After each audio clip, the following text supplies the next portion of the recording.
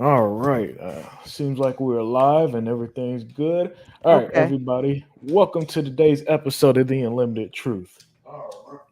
Welcome to today's episode of The Unlimited Truth. And we got a great show for you guys today. I'm here with the First Lady of Chat. Introduce yourself. Hi guys, I'm Dia 4568, First Lady of Chat, and I got a new slogan I'm going to share with you guys at the end of this video. But I hope that is something that resonates with everyone with this subject and Mhm. things that I've said in the past. But welcome, and I hope you enjoy today's podcast. Oh yeah, today's podcast should be absolutely fantastic. Um, so hey Jay, what's up? And Jeremy Brown. This is why it's hard to catch an early show. Nothing didn't even come up. Oh no, Jeremy Brown. We're now just getting started. What you saw earlier was before you do a live stream, you get everything set up. So so the show's now getting started, Jeremy.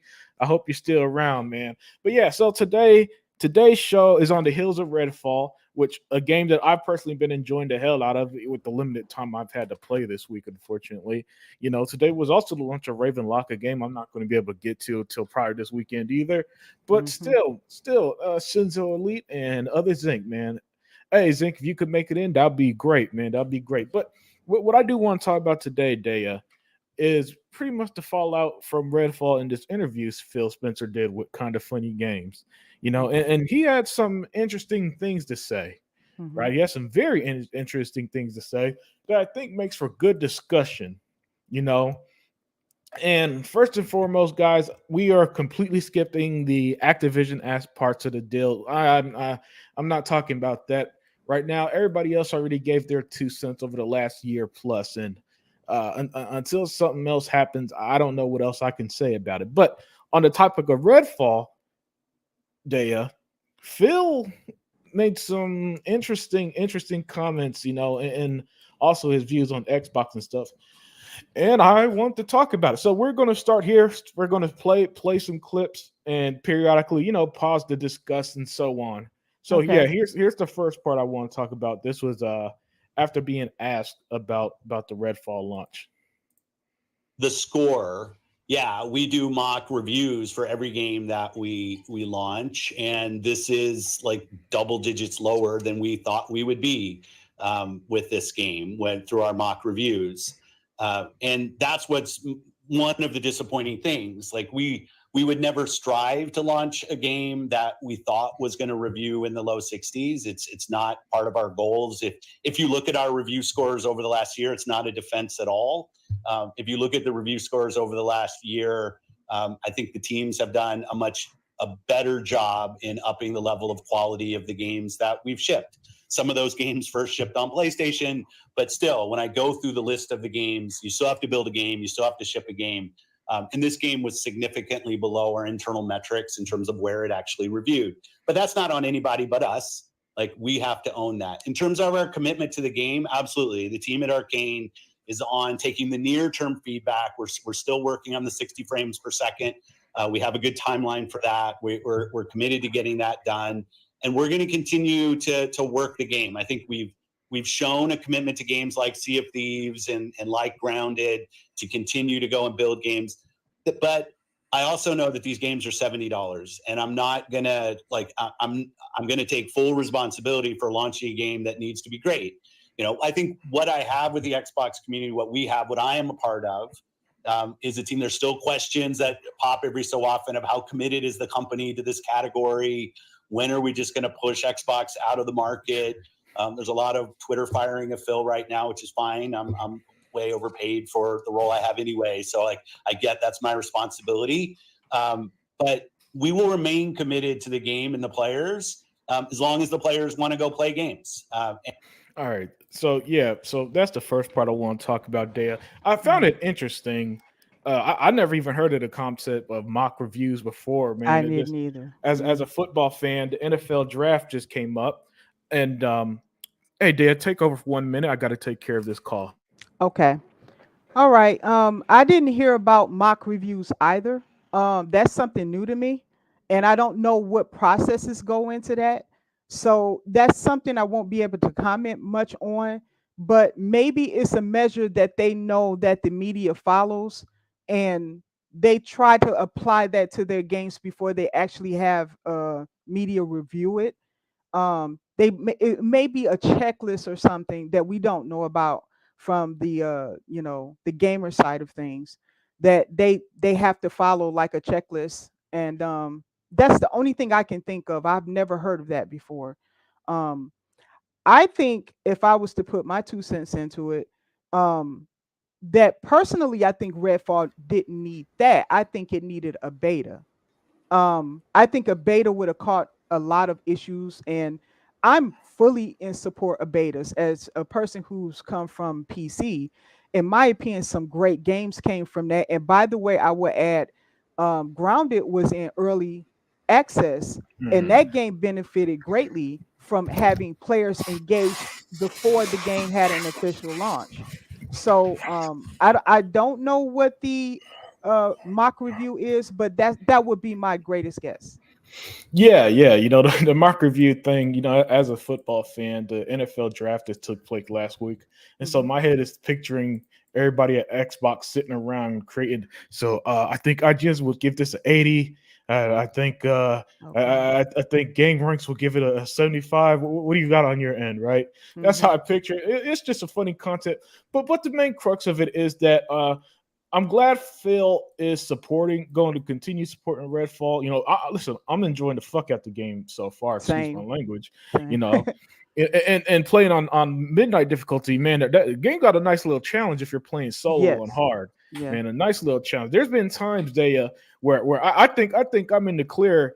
Then I get to a safe house. You got to turn on the black light, right, to Hmm. secure a safe house, and then all of a sudden the enemy swarm my ass, and then I gotta hide.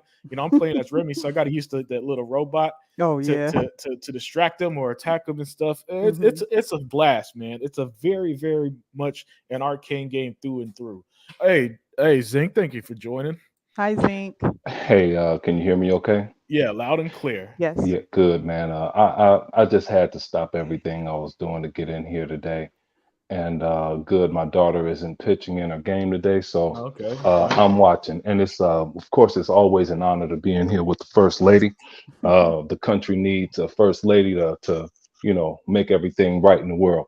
Uh, Redfall, people are talking all of this stuff, man, and to the I don't I just don't like games lightly. you know it have to be a reason. And you could check our record. What I said I liked about Redfall when I initially saw it, Mhm. it happened. I like multiple ways to complete a game. Yes. That's why I like Halo so much. No one is ever going to go through that game exactly the same way until you go into a set area underneath in Halo. Okay, but out in that open world, everyone is doing something different. Hmm. Redfall, not one of us will complete the game the same way. None of us. And what I like somebody to do, everyone is talking all this shit. I like for them to play on the Xbox Series X. You could put it on normal difficulty. Start at the fire station and make it to that airplane crash site by yourself. I like for you. I want to watch you do it. Okay, and tell me how stupid the AI is. And don't go into one of them damn houses because you get your ass cornered in Oh, there. Okay, so all of this shit everyone is talking, and then everyone lets a game slide like uh, Jedi Fallen Order. hmm. No matter what we saw, it was a bug at every turn. Right. One of my boy Ramo likes Jedi, and but the game, it has its flaws, but no, it doesn't suffer the same ridicule as Redfall does. And Hmm. to give you a bullet point of what I like about Redfall, and I wish Phil Spencer would interview give an interview to a real Xbox fan, because like I've Yeah. said before, Yes. dude, Yes. these people don't represent the community. They just don't. And No. that's the only part about him that's frustrating. And Agreed. what I don't like about their marketing team, if you can't figure out how shady these guys are in a 20-year period, then you have a problem. Yes. and to continue to grant interviews to Sony sites. They say their show is PS I Love You. What the hell does that mean? That's who owns that show. It's Greg Miller. That's a Greg Miller direct affiliate. You can't be that stupid. Say, you know what it is, guys, and I'm just going to out everyone in the community because they ain't shit, Let's and I'm do gonna it. let you guys run. Okay. Sorry for me saying they ain't shit, dear. But here's the thing: everyone was recruited by Greg Miller show and Colin Moriarty show, Hmm. Ryan McCaffrey show, and they're becoming filters of those people. Okay, and those people that are under them feel that they have to pub up Jez Gordon, Ryan McCaffrey, Jason Schreier, Rand, uh, Greg Miller, Colin Moriarty, Matty Plays. All of these guys ain't shit, and they've proven it over and over and over again. And I, as much as everyone, it, for all of us that have purchased a house, you don't just go purchase your house. You have to get, hey, how much is that house down the street? Okay. All of these things come into effect. So when you're critical of a game like Redfall, okay, show me a Sony equivalent.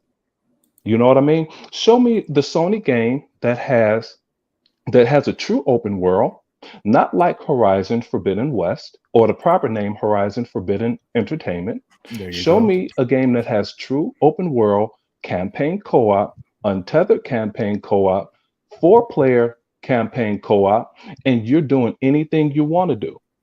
Show me that game. Okay. Then we could compare like matter.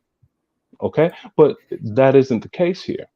But one game they're going to stay away from, and you watch this, they're going to stay the hell away from Forza because they know Gran Turismo 7 is not even better than 2017's Forza Motorsport 7. Yep.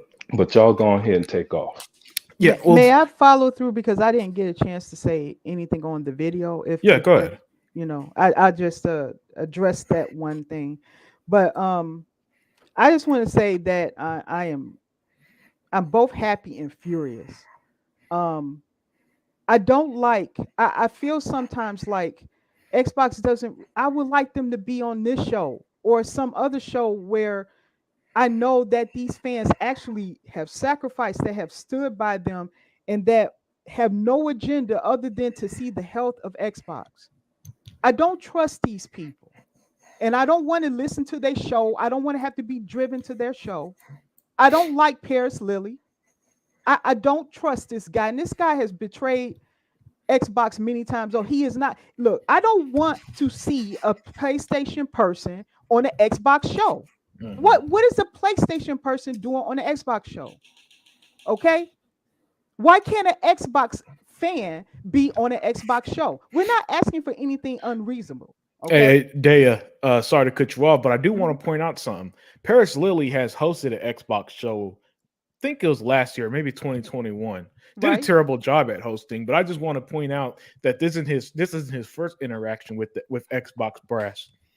Well, since Right. you want to interrupt Dia, let me give Dia more ammunition.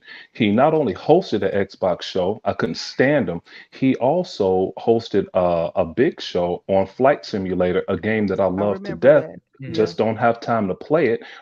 I didn't even watch that shit because he was doing it. I can't stand to see a fake dude favor something I like. I turn it off immediately. Go ahead, Same. Dia, finish your game. Okay. The reason why I'm frustrated with this is because it seemed to me that Phil thinks that that's our voice and it isn't. Okay. I like Arcane Austin. I know Redfall fell short, and I have some things to say about the game that's going to be different from what you guys went through, but I still love the game and I still have my friends playing the game. Okay. That are not always good, but I've said this before. Even PC games come out broken, and then you wait for the developer to fix the game, and then they usually do. Expect this with Skyrim as well. There's no way that game is going to come out bug free. It's just not going to. So I'm used to that, and I feel more comfortable with Xbox with these games because I've seen what they do with their games. You get a Sea of Thieves out of their games. You get a Grounded out of their games. You get a State of Decay 2. Fantastic games when they're done with it. And in my opinion, Halo doesn't fit that because it was good at launch. They had a problem with the cadence of keeping content coming out. That not anything wrong with the game when at launch, and we know that. You can even look if you care about it, you can look at the review scores. But what I don't, if Xbox want to get in these channels, fine, so be it. But also spread yourself out to real Xbox channels. Don't have us go to these people. I don't want to listen to no PlayStation people to hear from you, Phil. I love Phil. I think what he's doing, I see his vision. I want these people, I want Xbox to stop. It's the same thing with IGN. I want that part to stop. You know, I know they still have to engage with them sometimes, but I want them to spread themselves out more. I want them to show up on the smaller sites. There's no harm in that. And if Phil doesn't want to do it, send a spokesperson. But that's what I want to see more. I would rather hear it from a channel I trust than one I don't. Okay? Yeah, definitely. That's all I wanted to say that about it. And as for Redfall, we'll go over more about the actual game later. Okay. Yeah, they real quick, love. The reason why they do that, even though you're 100% right, is because unfortunately the IGNs is the ones that have, those quote unquote 16 million subscribers, right? So they want to reach all those 16 million subscribers. But what Microsoft doesn't understand, if you have 16 million subscribers following a channel that is super biased, let's say, or have preferences, or like to spread false information or misleading information, what instead of helping, those 16 million subscribers are going to get the idea of, damn, Xbox sucks. Damn, Xbox really don't know how to make games. Damn, Xbox needs to do better. They got some corny developers. You get what I'm saying, love? Exactly. Unfortunately, they think that that's helping Xbox for them to spread negative news. And you're right. They should concentrate on the smaller channels, smaller media sites that are actually trying to be positive and critique things in a positive way, which is what you're supposed to do if you really care, right? If you really give a fuck, right? Because you spend your money, you're supposed to critique in a positive way, not critique saying, oh, 30 frames is unacceptable when we've had millions of 30 frames games, right? Right. A fact that can't be argued, right? A fact that can't be argued. But unfortunately, his PR people or something. Well, why you think I really enjoyed that he said, look, I'm not in a good place right now. I'm not happy, because he basically was telling them, don't ask me something stupid because I'm not in the mood. And but he did it in a nice way. And you see how he cut Paris off when Paris was yes, he did. Absolutely. And I never heard him butt in like that. But he was like, hey man, shut the fuck up. I heard enough of what you said. You saw that he wasn't there. We're going to get to that. Phil was there as an obligation, but he wasn't there to play games. He was not having it. He said it. Hey, but he said it being nice. Before we move on, let me push back on Hebot. I'm going to tell you something. They don't need 16 million people, so-called of IGN, because they have 30 million people that instantly see what they're doing. And like we said before, Hi-Fi Rush, they didn't get 16 million views. They didn't. Okay, they didn't go to an interview with IGN. They did not. All you need is the vehicle to see your product. They see their product. I tell you, they did an experiment with Hi-Fi Rush, and that they have the ultimate marketing tool. Here's something I would say to Phil and say to that group, and I was thinking about it today because I heard so much shit. I am going to write them a formal letter, and I'm going to write it to what's the guy, Major Nelson, because I actually met him. And I can make him remember me, and I could send him a picture that I took with him. But what I would say is, you have an amazing vehicle here. of 30 million. You did the test market with Hi-Fi Rush. Duplicate that test market with another game. Everyone knows about Starfield. And here's the thing that everybody at Xbox could understand. The Flood is the most dangerous creature we've ever seen in our lives. And how do you kill the Flood? You have to starve and kill its food source. So you have to eliminate all sentient life in order to kill the Flood. In order to kill IGN, cut them the fuck off. Cut them the fuck off. Yes, sir. And to add the sorry. Go ahead. No, you go ahead, man. That's the gist of it. Go ahead. I want to add something too. Go ahead. Yeah, but to add to what Zink is saying, with Starfield, this is what Xbox needs to do with Starfield. Let Todd Howard control the narrative. Because Todd, don't give IGN previews like they had that terrible gameplay with Redfall. Don't do any of that shit, right? You keep everything. All right, you don't want to talk to us smaller guys. You don't want to talk to the mid-range Xbox fans who like you. Cool. Because they might not. Okay, control the narrative. Do it on your Xbox channel. Only on your Xbox channels. Yeah. Put out tweets or previews or short or Instagram videos or something that says, "Hey, we got an exclusive Starfield video on our Xbox channel Tuesday, October, blah blah blah, whatever date." Keep it like that, and let everybody else go to that channel and watch the gameplay of people who actually know how. Let Major Nelson host the channel. Yeah, exactly. That's right. They don't host the channel. Yeah, because reaching out to the gaming community, a gaming community that hates your guts, by the way, just isn't a feasible strategy. Clearly, because Redfall's getting unnecessary hate. Now, Hebot, add what you're going to say, and then I'm gonna jump to Tugmaster. Sure. What I was going to say is another point to the point of the Zinc. What he was saying, Hi-Fi Rush completely proved that marketing is not even a necessary asset, because the way they're marketing through Game Pass is exactly what it says. It's the vehicle to drive your success forward, because the people that tried Hi-Fi Rush first were the gamers. Yep. Once the gamers got their hands on the product, they knew firsthand what it had to offer, with no spoiling, no narratives, no negativity, no hype beasting to act like the game's going to be trash. It just went in the gamers' hands first. And then what happened? When the media had their chance, they couldn't do shit. Nope. Because the whole point of having gaming media is to give gamers, quote unquote, a so-called idea of when a game is good or when a game is not great. And they killed the narrative, because all the gamers said, hey, you know what? Hi-Fi Rush rocks. They couldn't kill the narrative. Nope. So they had no choice but to give it good scores. So you saw the media also gave it good scores because they couldn't do nothing.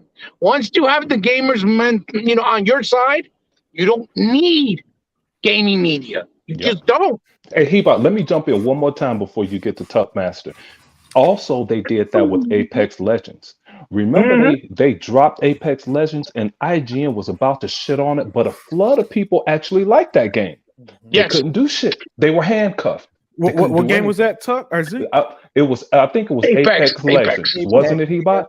Yeah, they dropped that shit, dude. No, nobody knew shit. They just threw that shit out there, and bam. Yeah. You put it very elegantly by saying that. They got handcuffed. Once you're handcuffed, once the gaming media is handcuffed, they're fucked. They can't do shit. They can't do anything. And that's what they need to start doing more of going forward. Like you guys said, Starfield is a different animal because it's a AAA game. And to be honest, AAA games, for the most part, when they come from big renowned studios like Bethesda or like id or whatever the case may be, they're going to sell themselves. They don't matter if they get negative press or not, it's going to sell them. They're going to still try. You guys saw Fallout 76, remember? Yeah. That shit was a broken mess, and people still embraced it, still gave it time. They still gave the developers the time, and now it's a completely different game. They love it, they enjoyed it, and it's like all bridge, what they call it, something under the water, under the bridge or whatever. Water under the bridge. They're going to stop that game because it's too much of a threat for Game of the Year. They're not going to do it. They're going to attack it.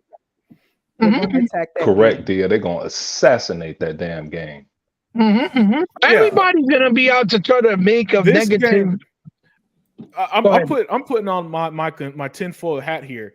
Redfall is the sacrificial lamb for what they did to High Five Rush because they couldn't control the Yep. narrative with High Five Yep. Rush, Yep. so they Yep. put all their energy into hating this game as much as Everything. possible. Yep. It's Oh no yeah, yeah. surprise. Oh yeah. It's no surprise as Wilkins pointed out earlier. A YouTuber like Matty Place, the preview nothing but praise, hmm then come to review it shockingly bad. It was You know what I'm saying? orchestrated. And that when I read his comment, it made Phil Spencer's mock review process, which again I never heard of it until today, make me think, okay, Phil must have been hearing one thing from the previews, people who they gave the free previews to, Yeah, yeah. and another thing actual reviews, which I think if Phil should take for this is Well, okay, these guys are full of Unlimited. shit. No, what they Unlimited. do, Didn't you say Unlimited? Didn't you say that it was the same thing with Cope?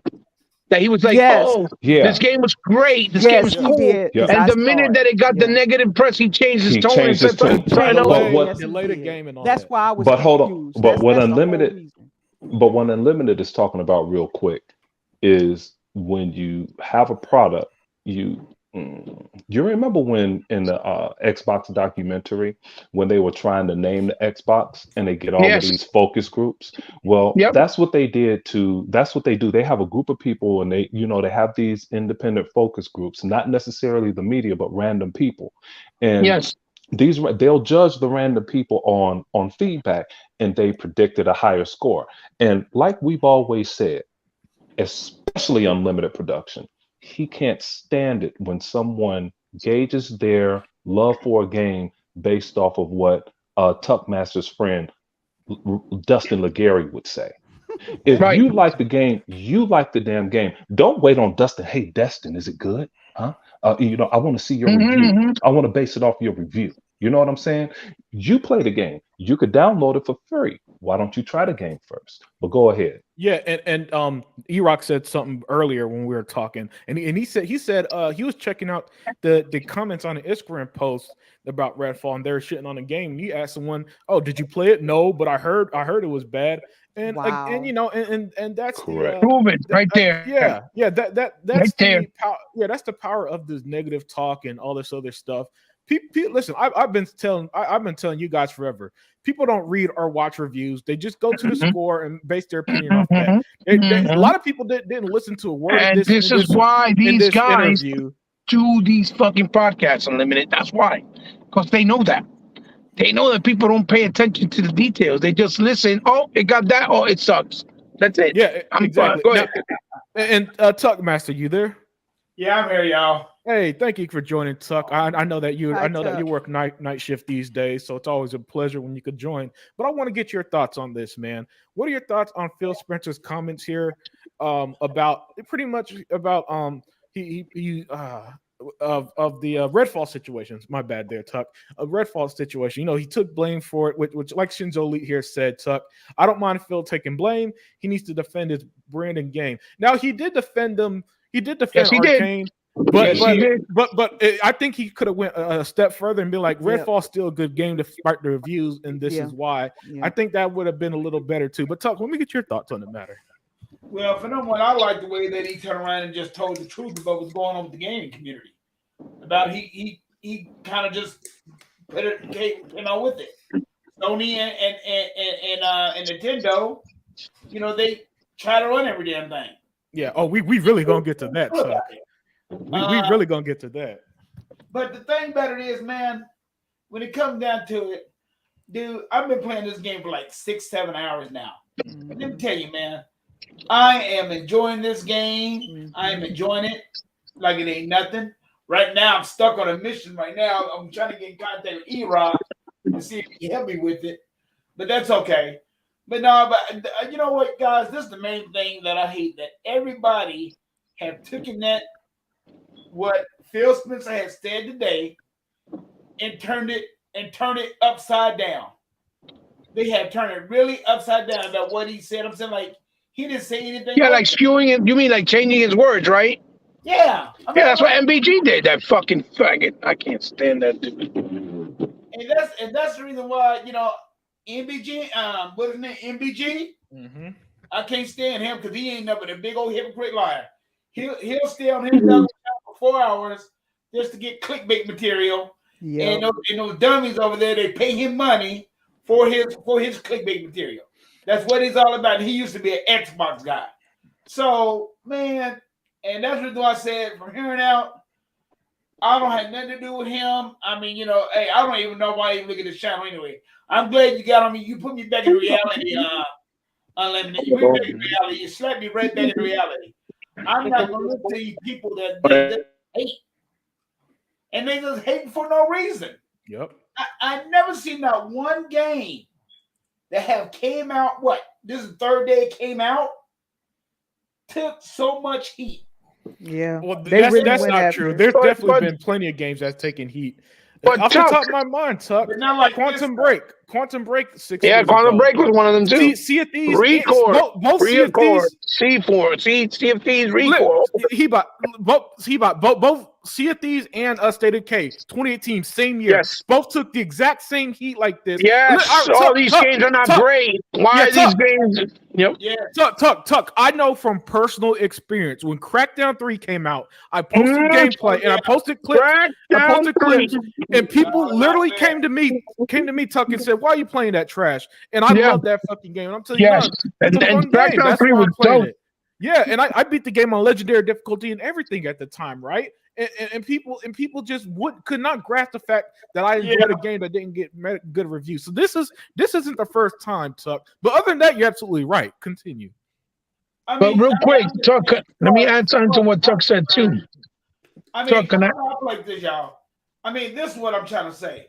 At first, when people went to Microsoft, they loved it. They loved the game.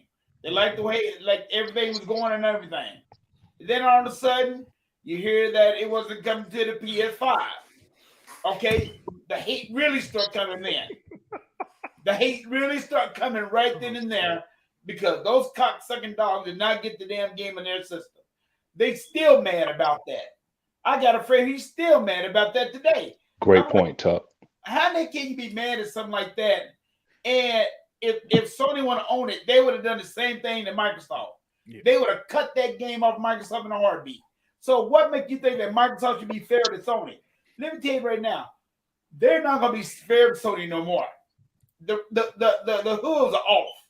They're not going to be. Hey, Tuck, did you saw when Phil said the first thing he said was, "We've been having games with great quality for the last year or so, being reviewed well, being doing better quality." Right? He was telling them, and you just can't expect every game's gonna hit that mark, because he's right. Now every game is gonna be perfect. Now every game is gonna be at the same level as another game, right? That's just part of the territory. It comes with the industry. Yeah. If that's the case, you want to have bad games, right? Right. But like you said, that's part of the industry, though. I mean, he said it. He said it to them. You saw their fucking face acting all stupid, especially Paris. Trying like, what you talking about?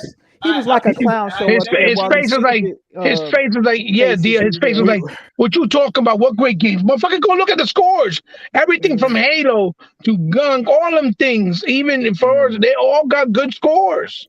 Yep. Pentiment. You know what I mean? But the thing about it is, I'd never seen Phil so frustrated as I was today. Oh, he was angry. You could tell. Well, the thing is, I don't think it was so much. He was angry. He was frustrated. He might take it another approach. I think he was more angry that he had to do this interview. That's what I think. Correct, and he shouldn't have done the interview. But you know what? I know what Sega Man and Unlimited like to see the chat, and of course, I'm from the chat. Shits no elite at 5:32 p.m. Redfall has such a great atmosphere and can be creepy and silly at once. I love listening to the vampires talk. Listen, I thought, what's that game that was on the PlayStation that Microsoft is making coming up? Everybody is excited about Spider-Man. No. It's on Xbox now. It's coming up. Oh, soon. Deathloop or Ghostwire Tokyo? No. The big game with the girl with the nice teeth. There are too many games. Girl with the seafood? nice teeth. Yeah, you know oh man, it's a Seafood? big game. No, it's not seafood. It's a big ass game that everybody is waiting on. It had the greatest graphics ever and all of that shit. Girl with the nice teeth. Yeah, Okay. but she's like a monster, like a Oh, he talking about Resident Evil. God, no, it's an Xbox exclusive.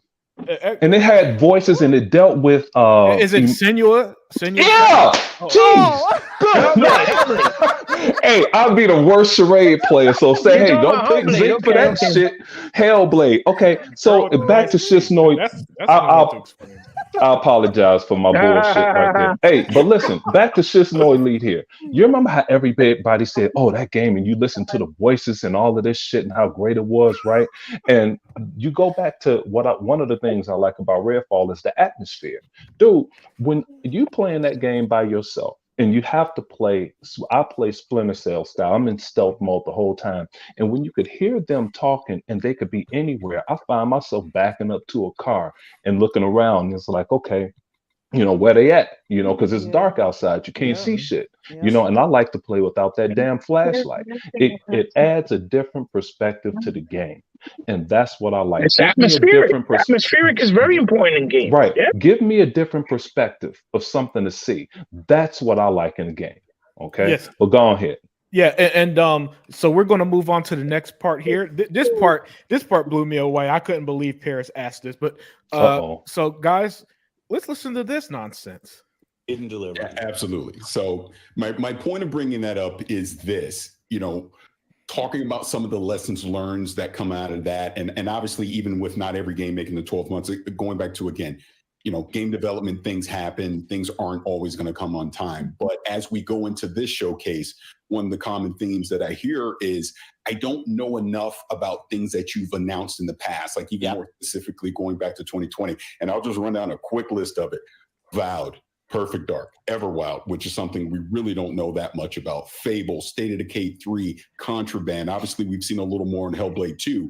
We have studios like In Exile and Compulsion Games that we know are working on things, but we haven't seen any real updates on that. So I titled all my questions Balance and Communication, because even in this, it's like, what is that balance on when you show something that is going to be years down the road, and kind of that cadence of providing updates along the way. And obviously, not that you need to review specific here, but from last year's showcase that you'll bring into this.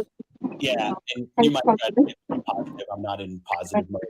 So for staying Mute your mic, But in terms of lessons learned, I'll even go back to the Redfall videos on IGN of showing videos of the game running at 60 on PC, at the point knowing that the game was going to run 30 frames per second at launch on console. Like, we have to be transparent about what we're showing, that what we're showing is representative of what our console customer, our most committed customer to our brand, financially committed, what they're going to see, what they're going to play, and that transparency just has to get better. And I'm not pointing at anybody but myself, right? I guess at some point I will have enough knocks against me that it's somebody else here. But that I think it's transparency in what we're building, what our aspiration is for the game, what it's going to look like, what the features are. And it drives me crazy when we self-inflicted wounds of kind of putting things out there in communication that's confusing or misleading about what the actual end product is going to be. All right, so that part kind of blew me away, because Phil handled the best he could, but it's just, so this is why I don't like Paris. That perfect example. We don't know what's coming. We don't know enough about these games. In a year, by the way, where Sony literally said last week, guys, that Spider-Man is their only game for the fiscal year. And by the way, the fiscal year ends in March 31st, 2024. So Sony don't have shit. They don't got a roadmap. You don't know what their studio working on. They've been saying for like 3 years, we're working on these games that are multiplayer games, and we don't know a single one. Yet here we are. He's asking Phil, be transparent. They are transparent. Phil, kind of taking some of it on the chin. We got to do better at this and that. But here's the thing: when Xbox is transparent, guys, they get blamed. They still get pissed. How do you know this? Because Redfall said before release, quality, performance mode is coming later, and everybody hated that. They hated Yep. being told the truth. That's why I was So gonna so Paris, spare me this bullshit about communication. What you because you're Phil's situation. He's damned if you do, damned if you don't. And That's a fact. I'm gonna pass the mic to Daya. Daya, what are your thoughts on Phil's comments being asked this insane question about communication? Somebody, you have your. Sorry about that, fellas. Yeah, quick mute. Oh man. There we go. Okay. Yeah. I think that was a setup question by Paris. He's very good speaker because he can make something seem very innocent. But I when you disagree really, with Deal right there. He I ain't think shit. he's good. He's good at digging in deep and really. No, I but he has know a point. He tries to he's act innocent when he charismatic. asks questions, even He's though you know his yeah, question is being much more malicious. he's the devil with a snake tongue, but he's got Yeah, charisma. yeah. Okay, that's the way he appeals to me. But anyway, I'll say that yes, you're right because Paris didn't reflect on the fact that Arcane said this is why I never had a problem with the 30 FPS thing. Mm-hmm. Arcane said that for now it's going to release at 30 FPS and we're working on a patch later. I never held that against Arcane because they was transparent about that from the beginning. Okay. Arcane never said that the game was going to be 60 frames to begin with, Dia.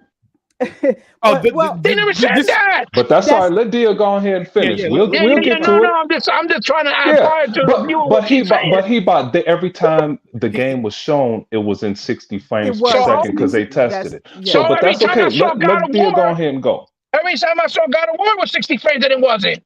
I don't give a fuck. That's right. We'll get on that when Dia finished because I'm just waiting. Yes. Go ahead, Dia. I'm sorry, I'm just getting fucking pissed off. I know how you feel, so. But yes, so I never held that against Arcane Austin because I knew what I was getting. And I'm gonna say this. I'm gonna put this out here. I want, if the pony bots are watching, I hope you hear this. Xbox, if you're watching, I hope you hear this, and everybody in the chat. I do not regret my purchase. Okay, I don't regret it. I do it all over again. Not because it's Xbox, because I know the team behind it, and I know when Xbox releases the game, they stick with it until it's perfect. They're committed. I played those games that are like that.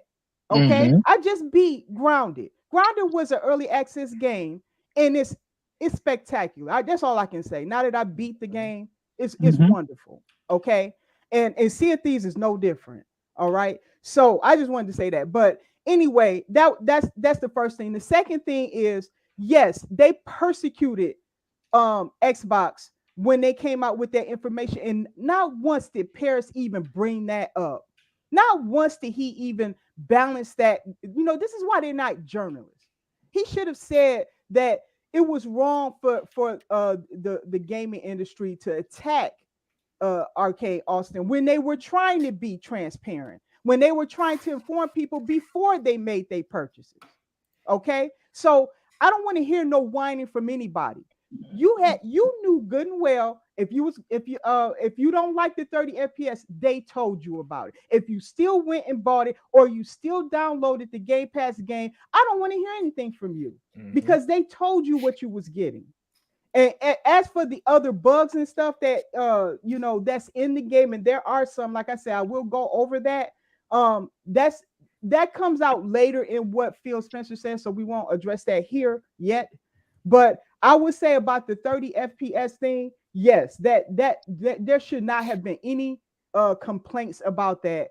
And just like Hebot said, they never committed to that. However, I followed Redfall probably closer than anybody here. And every time I saw gameplay or anything from them, it was in 60. And from what I understood, it was from the PC side of it. Okay, it wasn't from the console, from what I understood. Okay, so that would lead you to believe it was in 60. Okay, so I do agree with Phil there that it had to come out, but they did it. So what I'm upset about is that Paris doesn't highlight the fact that when it was transparent, that everybody attacked Xbox for it. So what do you want from them? You want them to do a bloodletting? What do you want? these, I don't know what these people want anymore, you know. But all I do know is that I appreciated Arcane for letting us know ahead of time, so that when I put my money down, I knew exactly what I, at least close to exactly what I was getting. Okay, go ahead, guys. Yes, excellent stuff, Daya. And you know, just to add to that before I move over to our brother Hebot, or no, Tuck, you there?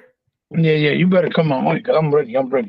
Yeah, yeah, yeah. But I guess not. Okay, well, Hebot, you know, before I get to Hebot, because I know Zink's like to follow people. Oh, Tuck. Yeah, I'm here, y'all. I'm Okay, here. yeah. So Tuck, were you able to hear Phil answers Paris' insane question? Oh heck yeah. Oh man. I mean, whatever. I mean, I'll put it like this. Phil, how he did it was kind of like respectful in a way. Because it would have been me, I would kind of like tell him to say that just what you're talking about, because Sony going through the same thing himself. Y'all not even talking about Sony. I probably would have brought up like that if it would have been me. But since Phil is a gentleman and he felt like he needed to say the right things, because you know he's underneath the scope either way it go.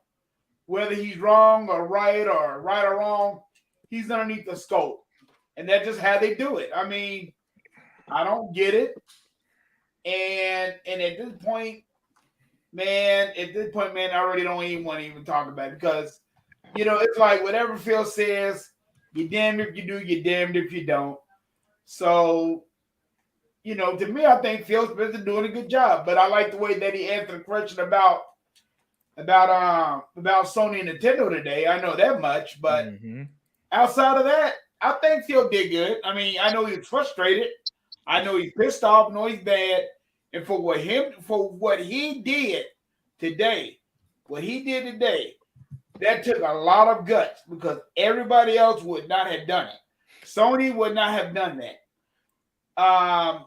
Jim Ryan only talks to people behind closed doors. That's right. That's right. Fucking creeper. He just do the shady deals. That's all. He's a creeper. He's a creeper. Yeah, Jim Ryan is behind the closed door with that one dude with the PS5 shirt on that was soliciting 15-year-old boys. Yes, sir. Yeah, so no, I mean, I think what Phil Spencer did was good. I mean, I don't hold him against them at all. I think it was just kind of shady how people always want to do Xbox, but I do agree with y'all. I think that Phil, what Xbox need to do is come to the true gamers and leave them other people alone. And what they need to do from here on out is to me, like you said, what they need to do is come on without just come out the game first, let people play it, and you can't say nothing. And that's what they need to do from here on out, because that's what they're going. Because like y'all said, they were just waiting to pounce on this game. Yes, they were just waiting to pounce on this game, especially since Sony heard it's not doing those 60 frame. I mean, since Sony heard they ain't gonna give them their station. So no. I think I agree with Phil all the way, but I think Xbox is gonna get they already got a good spokesman in Major Nelson, and I think that's all they need to do. Just let him take care of it. Either get him and Eric Greenberg or either Phil Spencer himself. They got plenty of good people to speak. They just don't need, IGN no more. I mean, they don't even need IGN. Like you said, you already got the best program going on, and that is Game Pass. So, and like I told this one guy yesterday, I said, listen, man, there's only one thing about it. If you don't like it, you get on the Game Pass. If you want to buy it, you can. If you don't have to. But it's still on the Game Pass, and we know the game is going to improve over the course of time. Yeah, but what they have done with every single one of their games. Halo, they bitch and complain about Halo. Yeah. Halo, nobody ain't even talk about Halo no more. They talk about the success of Halo. I mean, so they came out with the Forge maps and all that stuff. So don't hand me that stuff. I mean, Sea of Thieves. I mean, people, you say, 35 million people playing that game? Yep. So, I mean, what is the big deal? You get on the Game Pass. That's the best thing you got going for you. You got on the Game Pass. Now, with me, I would have told them straight up. I said, listen here, man, we got the Game Pass. What do Sony have? Sony have something on the Game Pass, but they're not even talking about that. They're not even talking about that, man. So, man, please. I mean, I think Phil Spencer did great as far as I'm concerned. Yes, man. And Wilkins did point out that the card, like if you went to the website, it would say 60 frames at the time, but that's not a big deal. That's not even that's like pre-holder shit. That's like putting a pre-holder date on a release date for an item, right? That hasn't released yet, so they put December 31st. When that shit was shown, Wilkins, game was literally just first shown, and it was just a placeholder until new information came out. But yeah, Tuck, you're absolutely right. Microsoft were transparent, Paris, and you were not happy about it. You're not happy that I guarantee if I dig hard enough, I'll find Paris saying shit years ago. We need to see more games, Phil Spencer, even if they're years away. I guarantee he said that shit before. So I'm passing the mic off to you, Hebot. So I could hear you see them from the teeth right now, right? Maybe not from sinuous teeth, but from teeth. So go ahead and speak on this issue. Look, Dia's absolutely right. Paris has that knack of asking questions, acting like he's innocent when he has nothing but malicious intent behind that question. Because this whole podcast, the whole entire thing with the video I showed you with Greg Miller making fun of these two guys sitting there saying, you saw when they're facing with the X-Cast when they talked about Minecraft Legends. When in Minecraft Legends came out, what happened? 3 million players in 3 days. Right? All these games that they keep saying and so-called saying they're not going to be successful. Look, what Paris should have asked them was, look, it was very professional of Arcane Studios to come out and say before launch that the game was going to only have the quality mode and not performance, to be transparent. And given the record and history of Microsoft with other games that needed to have some work being done after launch, like Sea of Thieves or other stuff like, I don't know, another thing, like something, State of Decay, whatever the case may be, we can be 100% sure that the game is just going to grow and get better. Because Arcane Studios never done this type of game to begin with, right? This is the first time they did try to do a game like that. That's and correct. again, This is their first time with Unreal Engine. This is their first time making an open world. doing this style of game like a looter shooter. Yes, because basically it's like Borderlands. Hey, yeah, it's like quick, Borderlands. So, sorry to cut you off, Hebot, but on screen from Windows Central, in 2020, Microsoft finally a roadmap. 2022, should Microsoft stop announcing release dates for games so early? You see what I mean by perfect unlimited. Yeah, you know what I mean? Well, but we know this because when they showed Crackdown, when they showed Scalebound, when they showed Fable Legends, all you saw was Microsoft show games way too early, and then they get scrapped, and they don't support them. Well, you're telling me this one on screen is from 2017. Should Microsoft provide a roadmap for games? Right. That was when they started that. Yeah. But what I'm trying to say is, so Xbox gave them what they want. Of course they did. People like you, Paris, still bitch. So, yeah. And I don't mean to cut you off there, Hebot. No. I just want to point that out real quick. No, that's a fact. That's what they did, and they were talking shit when games like Cuphead and Quantum Break were taking long to come out, forgetting the fact that the Cuphead team was brand new, never did a game like this, and that art style animation is all hand drawn and takes a very long time to do. That was number one. With Quantum Break, they were building a brand new engine using Microsoft's money, the Source Light engine, right? That now they're conveniently going to use for Alan Wake 2 after they sold them back their publishing rights, right? That after Microsoft were the ones who did all the booking, blood, sweat, tears, and work supporting them with money, even though none of their games have done well and they've been great games, right? Mm-hmm. So games not selling and doing things like that don't mean anything, right? That doesn't mean shit. There's plenty of great games that don't do well, all right?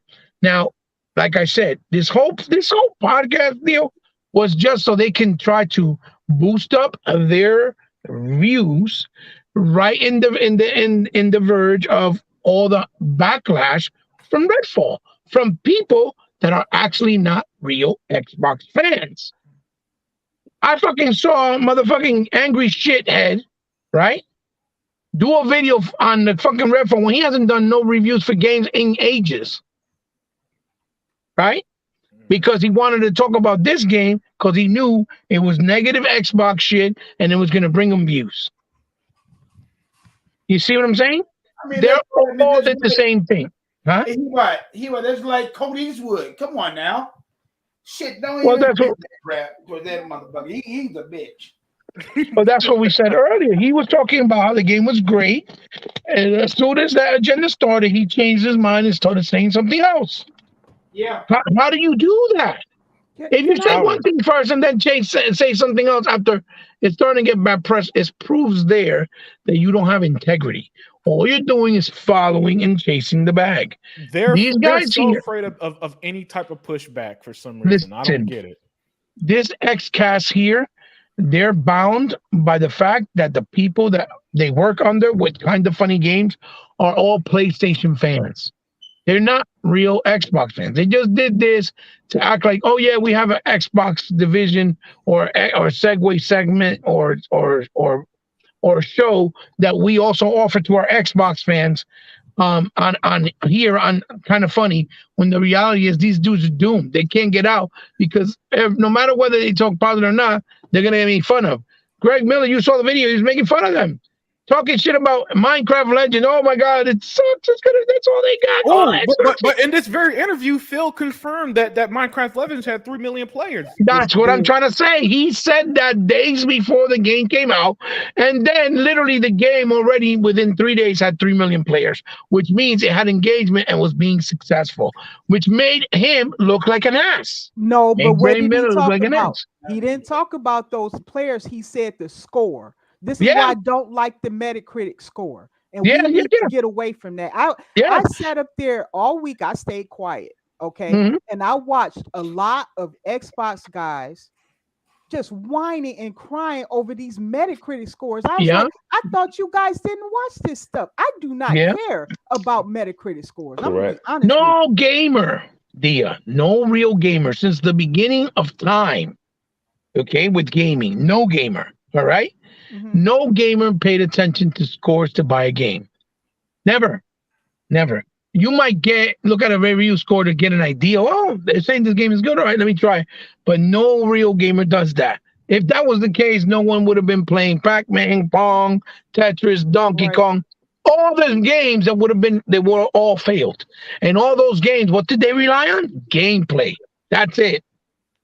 Fun gameplay. Right? Well, so again, I don't know. I know what I saw, and I just saw a lot of Xbox people crying over these Metacritic. Oh yeah, because they're not. And gamers. That's the gist of it, man. That's what the fuck I hate, and I'm tired of this shit.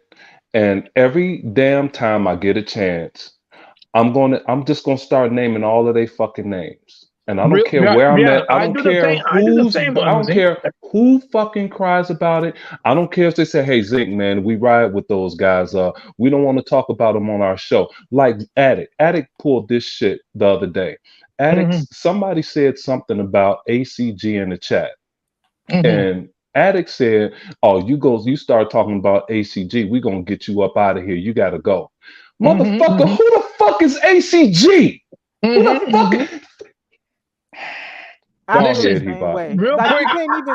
The other thing I wanted to say, these motherfuckers are talking about like if you're being deceptive, right, or being deceitful, right, or they're not being transparent. When about because of the 60 frames, whatever the case may be. When again, Arcane never said the game was going to be 60 frames. Since the beginning of time in Sony's inception, what did they always do? Show gameplay of games that never looked the way they did. From Final Fantasy to Metal Gear, they would show CG cutscenes, and then the game would look completely different. Would look nothing like the game. And guess what? People didn't care. They just played the game. So you can't come with, that they were being deceptive. No, they weren't being deceptive. That was the goal. The goal was to hit 60 frames. But they didn't realize that on the console, it was going to be a lot harder for whatever reason, because No, they're no, doing. he about hold on. Well, I'm gonna stop that right now. The Mhm. reason it's hard, the Xbox has been doing six. I'm the only one that's been Oh, yeah, playing 60 frames since the Xbox One X. Okay, yeah, I guess I'm the only one. absolutely. They have been playing Naughty Dog games, that bullshit, all Sony, even their racing There's games was no 60 frames per Sony second, game dude. of the So I'm thing, talking about since 2017 when the Xbox wouldn't ship, right? right? 20, Mhm, even mhm. even all the way in 2013, Rand spoke Yeah, his big ass mouth. 2013, he said that since the horrible launch of 2013, we had the best launch, we had the best games. Okay, yeah. then Mhm, Xbox has had these games since 2017. Okay, it started with mhm, Gears. Then mhm. they put up an update, and then everything was 60 frames. Okay, Yeah, so yeah. now all of a sudden we come to the day, but not realizing that Redfall was being made in 2017. Mhm. It's not RDNA 2. It was made for last gen technology Yeah, with the last gen tech. PlayStation. That's what I'm trying So to say. you cannot pivot D-Batch. And D-Batch insults me because he knows this shit. Same for Zulker, but they perpetrate the fucking fraud and they Mhm, start mhm, talking all this dumb shit.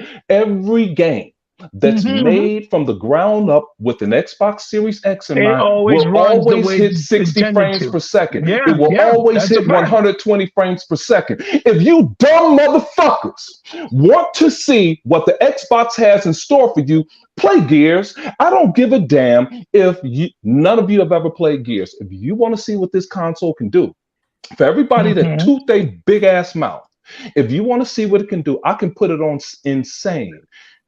I don't need any help. Just give me 4 players and I'll show you something you've never seen before in your damn life. I don't give a fuck Mhm. what game you've played, but you won't see what you've seen when I play Gears. And this is what you're gonna get, because that game, just like Rod Ferguson said, yes, we developed Gears 4, Gears 5 with the Xbox Series in mind, with RDNA 2 Mhm, in mind. mhm, mhm, Same goes for mhm, Halo. That's why Halo is vertical. Okay, mhm. that's why Halo has multiple vehicles. Okay, that's why they have flying enemies. You remember when that trash Uncharted said, "Oh, no, Naughty Dog said, oh, well, with the new PS5, we should be able to have flying enemies or something like that," and they still don't have them. Okay, Well, other thing, what I was trying to say, right? My point I was trying to get to, right, is the game is difficult to put on 60 frames for them because, like you said, that's what I was trying to say. Number one, the game was being built for older hardware, right? That's number one. And what they're doing with the open world, untethered co-op campaign, and untethered co-op uh, multiplayer, right? Itself, none of those games, right? None of them, none of them on Sony has that type of technicality and run at 64K, because remember that, you know, Redfalls, right? Redfalls, they have other features in the game that are implemented. Like they said, the game was running in 4K, right? They also said the yes, game would they have no some no. They said it was native 4K, something that the PlayStation games right can't do. native 4K. And it's an open world. It's a It's truly open an world. open That's what I'm trying world to game. say. Plus, they also said that it was going to have ray tracing implementation, right? Right? Ray tracing implementation. Also, they said that it was going to be, that it was, we all know that it supports things like, the HDR, which I believe is Dolby Vision that it supports as well. It has And all the also, bells and whistles. right, it has all the bells and whistles basically. And the only thing that's really missing right from the launch was the was the 60 frames locked, right, or whatever, right, mode. So again, they managed to achieve all that, even when they're doing the game on a old constricted engine based on old hardware, right? And also based on the fact that they're doing things that are very technically difficult. Like you said, the co-op campaign, untethered, open world campaign, untethered, open world on multiplayer component, untethered. All of that is very difficult to achieve on a console, right? Especially when you're running an old engine. But yeah, they managed to get all the other bells and whistles and still promise to get that 60 frame mode available down the road, right? When Sony, all they concentrate is on single player games, and they don't have not one game, not one, that's full fat 4K native with full fat HDR, Dolby Vision HDR, mind you, which is Dolby Vision, which is HDR 12, with no fucking Dolby Atmos surround, or no fucking 120 frame variable refresh rate mode, or in 60 frames locked. None of them. None of them. Nope. None of them. Hey, Wilkins, the only ones that run it are the old games from PS4, right? Because obviously it can handle it better. No, and not even. Right? No, they can't. And on top of that, the one that did do it was fucking Gran Turismo, which was bare bones in comparison to Forza Motorsport. And it still doesn't do 60 frames per second lock. That bitch all over the place. Hey, Wilkins helped us out here even more with something that I wanted to say. When people were saying Halo is moving to Unreal, Wilkins over here said at 6:04 p.m., it's not just that, Zinc. Redfall is Unreal Engine 4, the only Unreal Engine 4 games without significant performance or visual issues are Gears 4, 5, and Fortnite. Furthermore, Wilkin, Unreal Engine 4 don't do open world games like that. Fortnite is basically damn near the first, and that's not a campaign co-op game. It doesn't do the things that's more like arenas. Yeah, and it's one map per game. One map per game. It's one game. Yeah, it's not doing what Redfall is doing. Redfall got a damn co-op campaign with shit in it, you know. And then the enemy AI has to act to 4 people. You have to spread that RAM out, dude. You just can't go in there and just pull a rabbit out of a hat. You asking this engine to do a lot on this expansive game. Mm-hmm. And Goggle Poe here said, I'd say almost all the Xbox YouTubers are desperate for some type of perception war they won't win. They don't realize goalposts always move in the console war, but they buy into the false narrative. Yeah, Goggle Poe. Every single time they fall for it every single time, and it kind of blows my mind that none of them at this point has been like, you know what? We just it's like, I don't know, Zinc. It's like the gaming community has short-term memory where they don't remember this. Hey, Microsoft's finally got a roadmap. Should Microsoft put a roadmap in game only to say this years when they get what they want? By the way, should Microsoft stop announcing games early? Which one is it? You can't have both. Right. Exactly. You literally can't have both. You can't say games are too fucking early, don't show them, and at the same time say, hey, Xbox, we're the games. You can't have it both ways, right? Correct. And yet they constantly fall for it, and they're fall for it with the Redfall shit. Every time. And it's like people bitched about, don't say that 12 game shit again. Dude, what do you want them to do?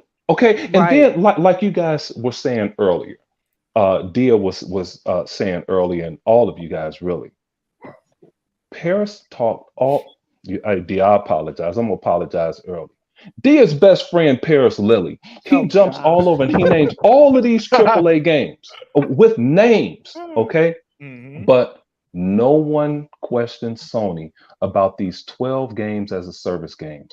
We don't have names. We haven't seen them. No one is demanding that's what we see for Sony at E3. Nothing.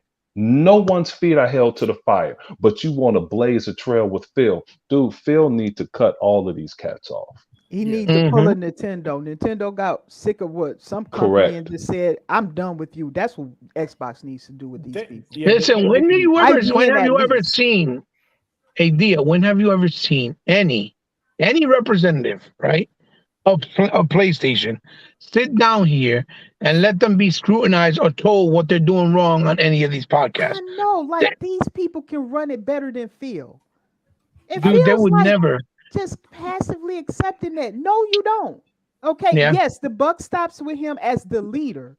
But at the same time, he said some things I like that he didn't, they were waiting for him to throw Arcane Austin under the bus. They were sitting on the edge of their seat, waiting on the moment that he'll attack them, because that's what some Jim Ryan would do. Look how he treated his studios. But I'm glad that he stood by Arcane Austin. Yeah, and continue to do so. Right. sorry. And Hey, I you haven't know what? heard any of these shows yet, but I see a few of the guys in the chat that have said something about people have had Hey, shows fellas. twisting Xbox's words, but I haven't seen that yet. But of course I know it has to be true. But when, just like Dia just said, when Jim Ryan was in Brazil and all over the country, all over the world, and including that island that E-Rock talked about, saying how garbage his studios were, nobody ran a show about that slamming him. Nope. Nobody. Hey, Or when y'all. he said that he needed third-party support to get the funds to fund their AAA Yeah, game. like his studios can't do Like it. what? You know, Ain't nobody saying nothing, or did a Comcast talking to Sony saying, "Yo, why you guys gotta rely on third party? Why y'all And can't do it on your own?" nobody but us. We're the only ones. Hey, Who y'all. talk about it. Hey, What is that, Tuck? Hey, y'all, I'll tell you right like this. Can y'all see if Don Metric or if oh boy that was over EA, when they would have been there, they would have told me stay behind and go on with life. Yeah. No, no, they Exactly. wouldn't have, because Microsoft, they do have the McDonald's methodology, the Chick-fil-A methodology, the Culver's methodology of no matter what you say, the customer is right. You'll never Yeah, see but Peter a Moore, he wouldn't shut his mouth. He would have told us straight up.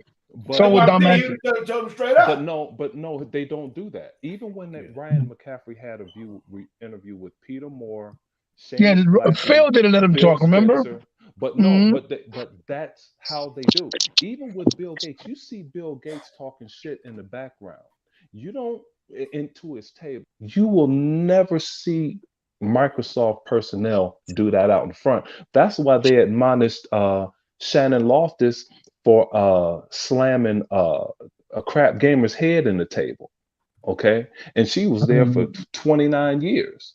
You know, they don't want that. They just don't want that. That's the kind of methodology that Microsoft breeds. The McDonald's, the Chick-fil-A, the Culver mentality. They're not going to argue with you out in person.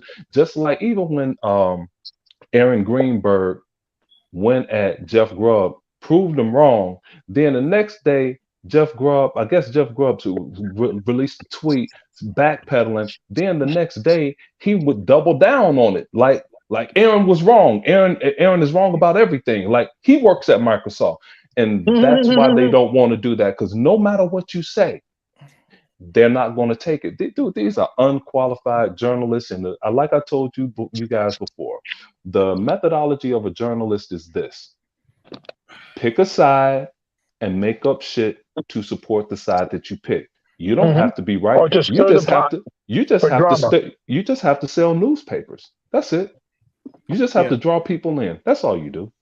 Yeah, and moving forward, I'm going to play the next clip I want to share here. So let's look into Phil on this one. Enthusiastic about Showcase. We're gonna announce some things that people haven't seen, some new games. We're gonna give updates on some of the things that were on your list. The other thing that gets me really excited is when I look forward over the next quarters, which has always been my focus of how do we get a big game out every quarter at quality, that things are lining up finally after some of the slowdown through COVID. I'm tired of talking about that. But I can now see that we've got games coming every quarter that I think will surprise and delight our customers. We still have to deliver on the creative. We still have to deliver on the technical. Not every game we ship is for everybody. We know that. Like, I don't want to build, I'm not trying to build the one game to rule them all. We will have different creative takes and different, a very diverse portfolio when you think about the stuff that Microsoft Game Studio brilliant answer. Yes. But I like that. I think for what we're trying to do as Xbox, which isn't to mimic any of the other platforms out there, their own brand and identity, the diversity of what we build, hopefully will end up being a strength. But we have to do it at quality. We have to do it on time, and we have to show people what they're actually going to see. We have to show gameplay, and I think I'm kind of beyond that. Like, we've got to put great games in the hands of our players. There's nothing else. If I could follow up on that, and I apologize, I do not want to dominate the conversation, but I make sure I want to follow up on the point of everything that you just said, and I'll take it from. Here you go. I've been a big believer in what Xbox has been building since. Okay, it's the Oh kissing gosh, live yeah, bullshit. please cut Yeah. that off. So so E-Rock Oh, X. please, dude. Dia tripping. I know. Well, that's because he was doing that ass kissing shit, and I don't got time for No, that. that's because Phil took pop shots saying we're not going to be the one-dimensional, one game rule them all. Yeah. He talk about Sony. That's because Phil said we're going to fucking show the game and not fucking CGI. When he said we're going to show you what you're going to play, that's why, because he killed all his narratives before he opened his big fat fucking mouth. That's why he did that. And we're not trying to copy what the other guys do. Exactly. We're going to be us. And we know. I wish Phil. Hold on, Hebot. I wish Phil had that just that smart ass in him to be like other less successful console makers do, because that would have been a flex. That's how he should have worded it. Yeah. But you saw, he said we know all our games are going to appeal to everybody, but we're going to deliver and be our own identity. That's what he's. And with that, bottom line. And with that, I'm gonna go to E-Rock. E-Rock, thank you for joining. Hi, E-Rock. Hey, what's going on, everybody? Oh, nothing much. Hey, E-Rock, what's up, man? so you're able to hear the quote there, and we're kind of just breaking down the interview, the important parts pretty much. But since you're now coming in and you've been playing Redfall, you've been enjoying it. But what are your thoughts on Phil Spencer pretty much putting his foot on the ground here on what Xbox is supposed to be? I mean, I never had any questions for him. Like this is, I don't even know why he had to have this interview on this podcast. I don't know why Xbox feels that they need to answer to these clowns in the media and these jokers and these fucking turncoats and I just don't, and I heard what Other Zik was saying earlier. And I respect what he said, and he's right, about Microsoft's McDonald's type of philosophy, keep the customer happy and all of that stuff. But every once in a while, I kind of wish that Peter Moore worked for Xbox too. So when all of this shit comes up, Phil could be like, yo, Peter, you handle this shit. Because sometimes you need a motherfucker. You need a motherfucker in there. You need a motherfucker in there to say, look, I didn't see anybody, and I'll get to Redfall in a minute. Can you guys hear me? Loud and clear. First of all, I'm sorry I'm late, man, because I had a lot going on. Man, it's all right. But I didn't see anybody complaining about fucking what is that fucking game? Elden Ring looking like a game from 4 generations ago and having glitches and problems. Y'all love that. I didn't see anybody complaining about all the problems with Forspoken or Forgotten. You only see this type of shit with Xbox games. And I want to defer to Dia, the first lady of chat. Dia, the last time we were in a chat together, what did I tell you? What did I tell you was going to happen? What I told you they was going to go after Redfall. I told you that. Yes, go to the tapes. Go to the tapes. I told you they was going to go after Redfall because there's nothing coming out on PlayStation until the fall. All Nintendo has is Zelda again, which they're going to love unanimously. They're going to love. They're all going to cream in their pants over playing the same game. Even though it's going to be in 20 frames. Exactly, Hebot. They're gonna love that 20 frame per second Zelda next week. And when the frames per second of Zelda comes out, that's when you Xbox dudes and all of you in the chat, you catch these motherfuckers in a lie. Or don't. Guess what? E-Rock X don't even fucking care anymore. I'm out of this shit. And you know what, guys? With all due respect, I'm glad I'm done with it. You know why? Look at what gaming is. Look at what gaming has become. It's become a joke. It's become a shit show. So, like, I had no expectations of Redfall. If anybody, Unlimited Production is more acquainted and familiar with what Arcane Studios does, because I never played Dishonor. I hear it's great. And now that I've played Redfall, now I want to check out Dishonor. I've been playing Redfall since it came out. I usually be getting on at around 12 o'clock at night because it's been hectic here this week at the E-Rock household. And I'm really liking it. I'm really liking it. I have no reason to sit here and defend Xbox. That was a game we played back during the Xbox One era because we were 1 foot behind with developers and had nothing coming out. I don't need to defend a console that then had Redfall, the Case of Benedict Fox, and Yep. Ravenlock come out in Yep. less than 4 days.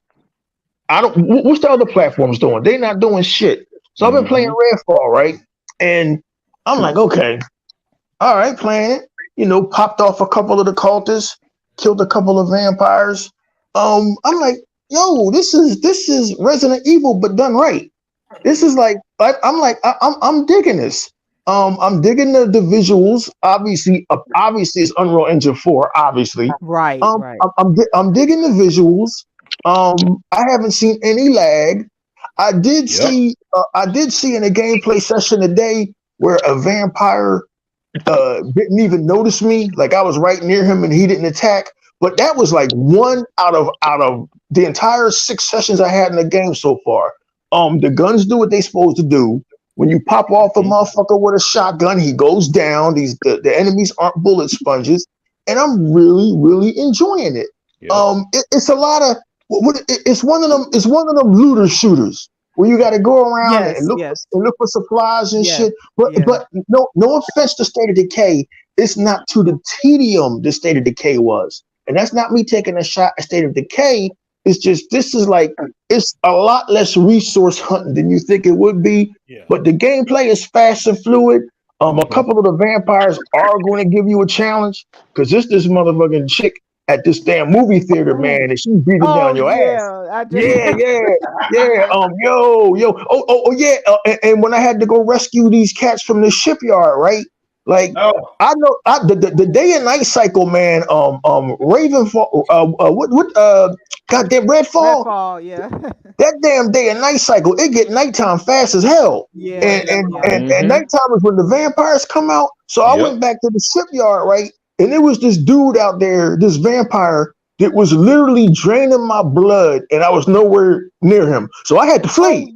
So I took flight. But for the most part, I've been enjoying the fucking game. I haven't seen any flaws with it. This is basically the Division with fucking vampires. That's what the fuck this is. It's the Division with vampires. And so if all y'all like the Division, then you'll like Redfall. See, that's what I'm talking about right there. You thinking something totally different. And I said, I don't know if you heard us earlier, but I said this is like Splinter Cell to me. I'm doing a stealth approach like Borderlands. to it. That's what it feels like to me. There you go. Everybody got something different to say. And I'm treating the game like Far Cry. Okay. See? Get the fuck out of here with this shit. I would say, listen, to anybody's listening, I'm going to wrap this up because I know y'all want to finish your conversation. No, keep on going, dude. Look, the game is a good game. All right, you have to take my fucking word for it. Like I told Limited earlier, I don't have no skin in the game. I don't have stock in Xbox. I don't even want y'all listening to buy Xbox. Look, please don't take any offense. Like, damn, E-Rock got wild since they took down his channel. I don't give a fuck what y'all buy. Right? Like I had no expectations for Redfall. It's part of my Game Pass subscription. In fact, if I'm gonna buy anything, it's gonna be Ravenlock. That's good. That's cute. That's like the fucking. That's like the fucking never-ending story meets Labyrinth. Ravenlock was fire, and it's only $24.99. Oh, that's a good price. Yeah, he bought. That's on my birthday wish. So hook that up. But anyway, so like Redfall, I had no expectations going in a Redfall, right? But like I was pleasantly surprised. I'm enjoying it. Like after you figure out what the fuck it is. Like now I see there's so many cultists hanging around.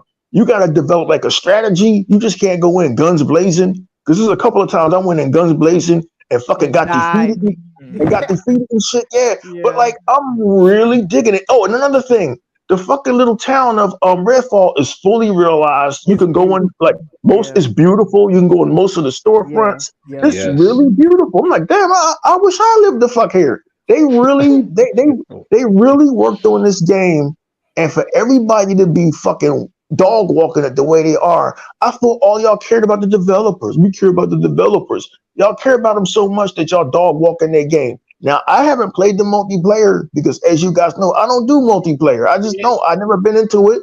I played it runs smooth. It runs real smooth. I'll take your word for it before I take these YouTubers' words for it. Everybody on Instagram just, I heard that the game It's terrible. Well, see, Mm-hmm. that's your first problem is you heard. You So heard, I yeah. would say to you guys that I've never seen this before, but I have seen it before. That'd be a lie. Yeah. I saw it before.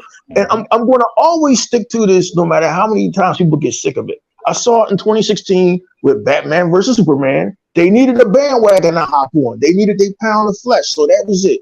I saw it with goddamn it, Sea of Thieves. They all hopped on this bandwagon. Sea of Thieves is terrible. Sea of Thieves is this. Yep. And not one of them have apologized years Nope. later that game got 30 million fucking players. They You know tried what? to they tried to take down Halo Infinite. They tried to did, take down yes. what else did they try to take down? God damn it. They tried to take Crackdown, State of thank you. Decay. Yes, State of Crackdown, Decay. State of Decay. Yep, Okay, yep. State of Decay.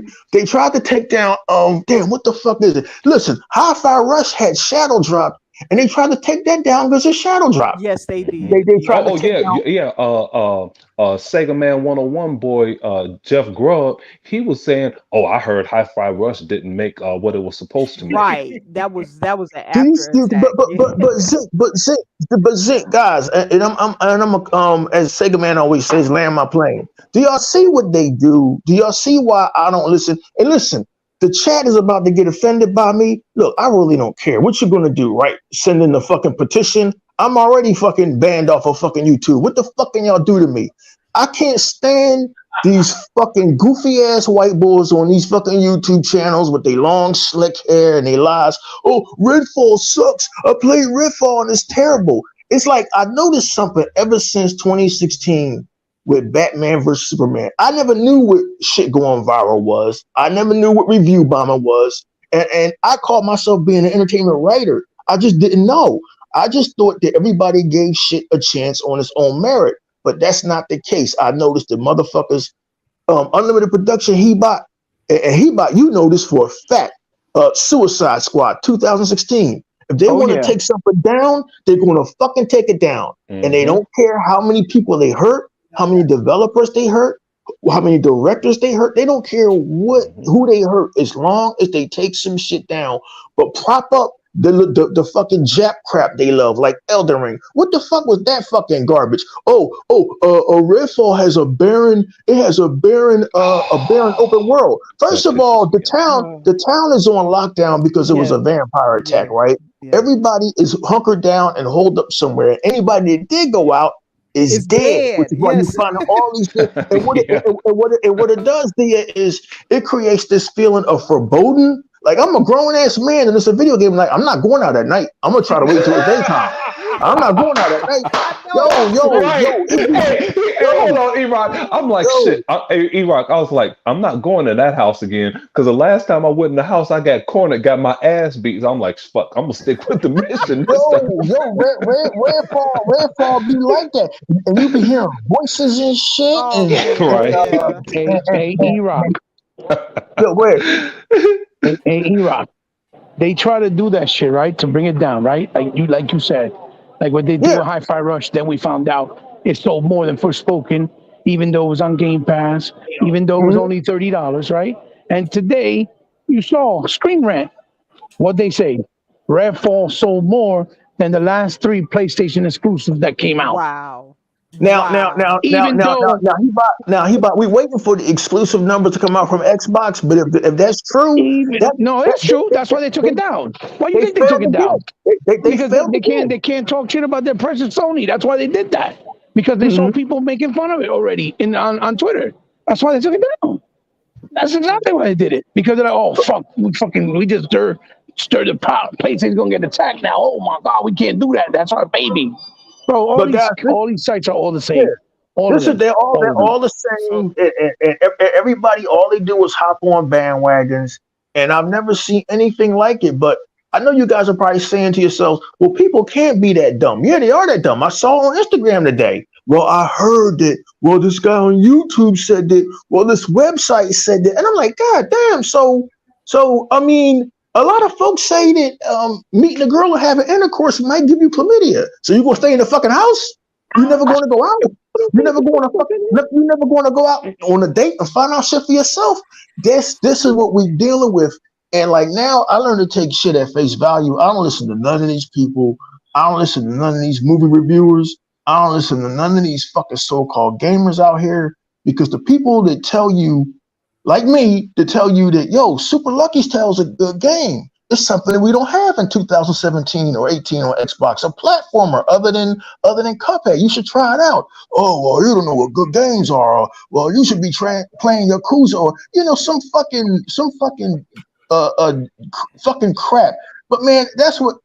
In closing, guys, I'm glad to see that you Xbox gamers are staying strong and not falling for the bullshit, and you playing Redfall and enjoying it. Because if enough of us play this shit and make it a success, like y'all always have, Sea of Thieves, Hi-Fi Rush, like y'all, look, the proof is in the pudding with y'all Xbox gamers.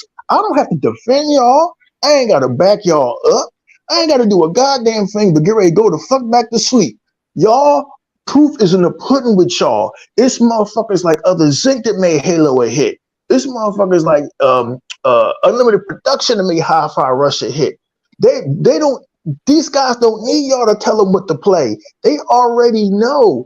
I ain't see nobody in this group touching no goddamn Resident Evil. I ain't see nobody in this group touching no goddamn Elden Ring. Y'all already know what's up. Y'all know what's manufactured. Y'all know what's viral. Y'all know what's hype. And y'all know what's good. But I just wanted to get on here, man, and talk for a few minutes, because this shit that's going on with Redfall is crazy.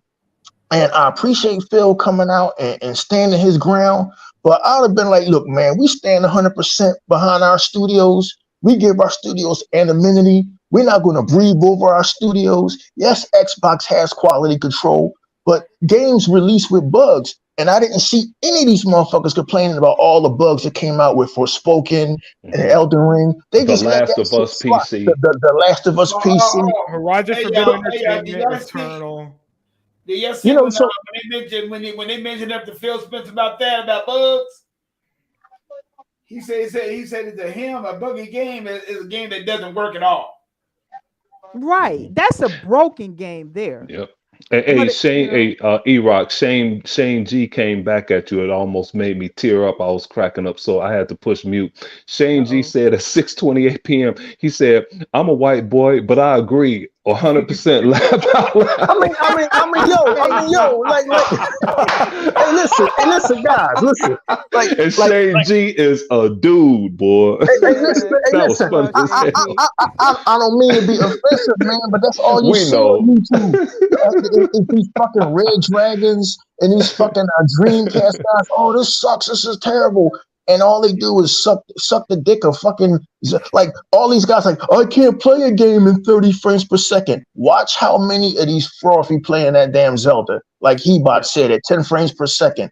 Like, man, like, it's just all we ever wanted to do on any of these podcasts, the Unlimited Truth, Hebots, We Got Next, The Exile, was get the fucking truth out there. That's all we ever wanted to do. Yeah, we Xbox dudes. Yeah, we hate fucking Sony, but we don't fucking, none of us get together like, yo, you know what we need to do? We got to review bomb fucking Forspoken. Forspoken did our work for us. Yeah. We didn't have to fucking, Hi-Fi Rush took that out in the day. yeah, don't nobody have no time for that. But it was a concerted effort before this game even launched 4 weeks ago to take it down with the 30 frames per second, and you knew where this shit was heading. So now, and here's the thing: they did their collateral damage, right? They're gonna forget about it. Redfall will probably be a big hit on Game Pass, because the Game Pass's record is right now spotless. Yeah, Spotless. that's Michael Jordan record they got going on. They got a GOAT record, right? So Redfall is going to come to life like Peter Frampton did in 1976 on Game Pass. It's going to be hot, but they won't care. Unlimited Production. Why? Because they will have moved on to the next thing to bitch about. They will have moved on to trying to tear down the Flash, or they'll move on to their real target, Starfield. This is what they do. Yep, they already at Starfield. Guys. I already saw the videos. Yep.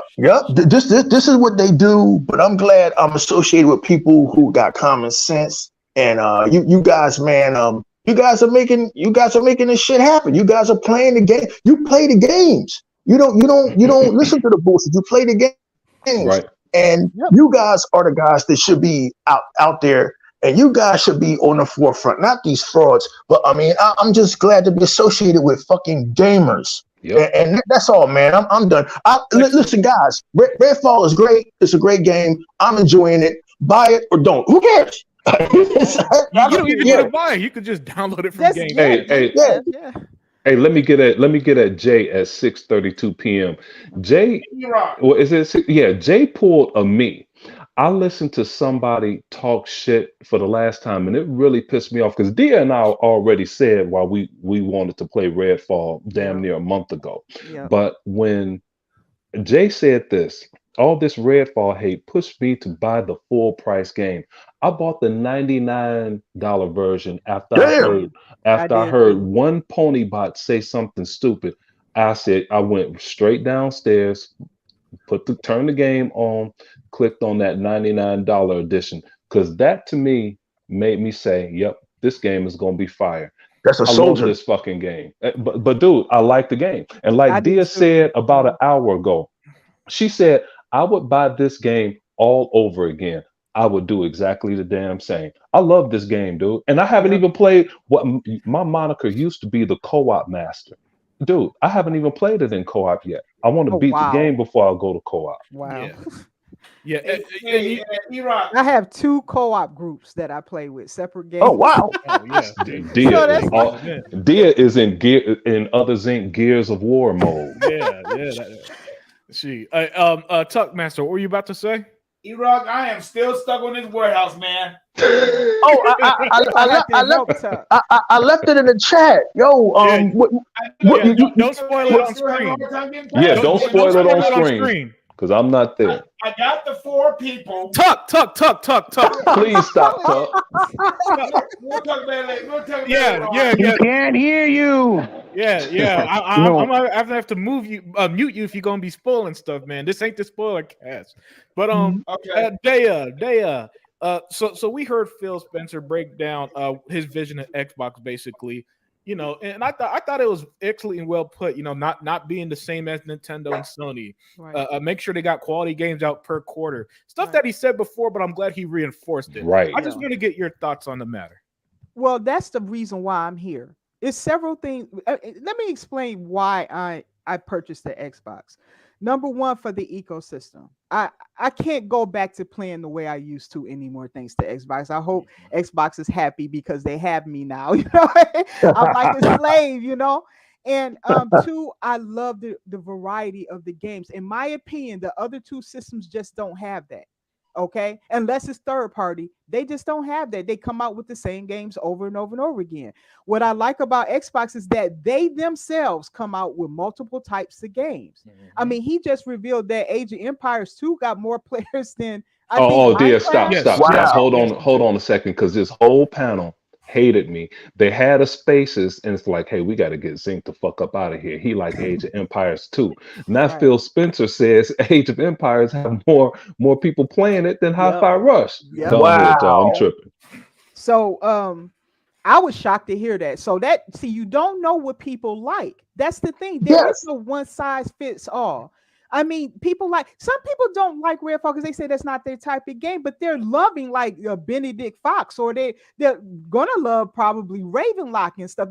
That's the thing. That's the beauty about it, is that they're not coming with one size game and that you just forced to play that type of game, you know. And that's really, in my Variety. opinion, what the other 2 systems are doing. Whereas Xbox, this is why I'm glad he said this and that he understands this, because I know that Phil is going to continue this moving forward.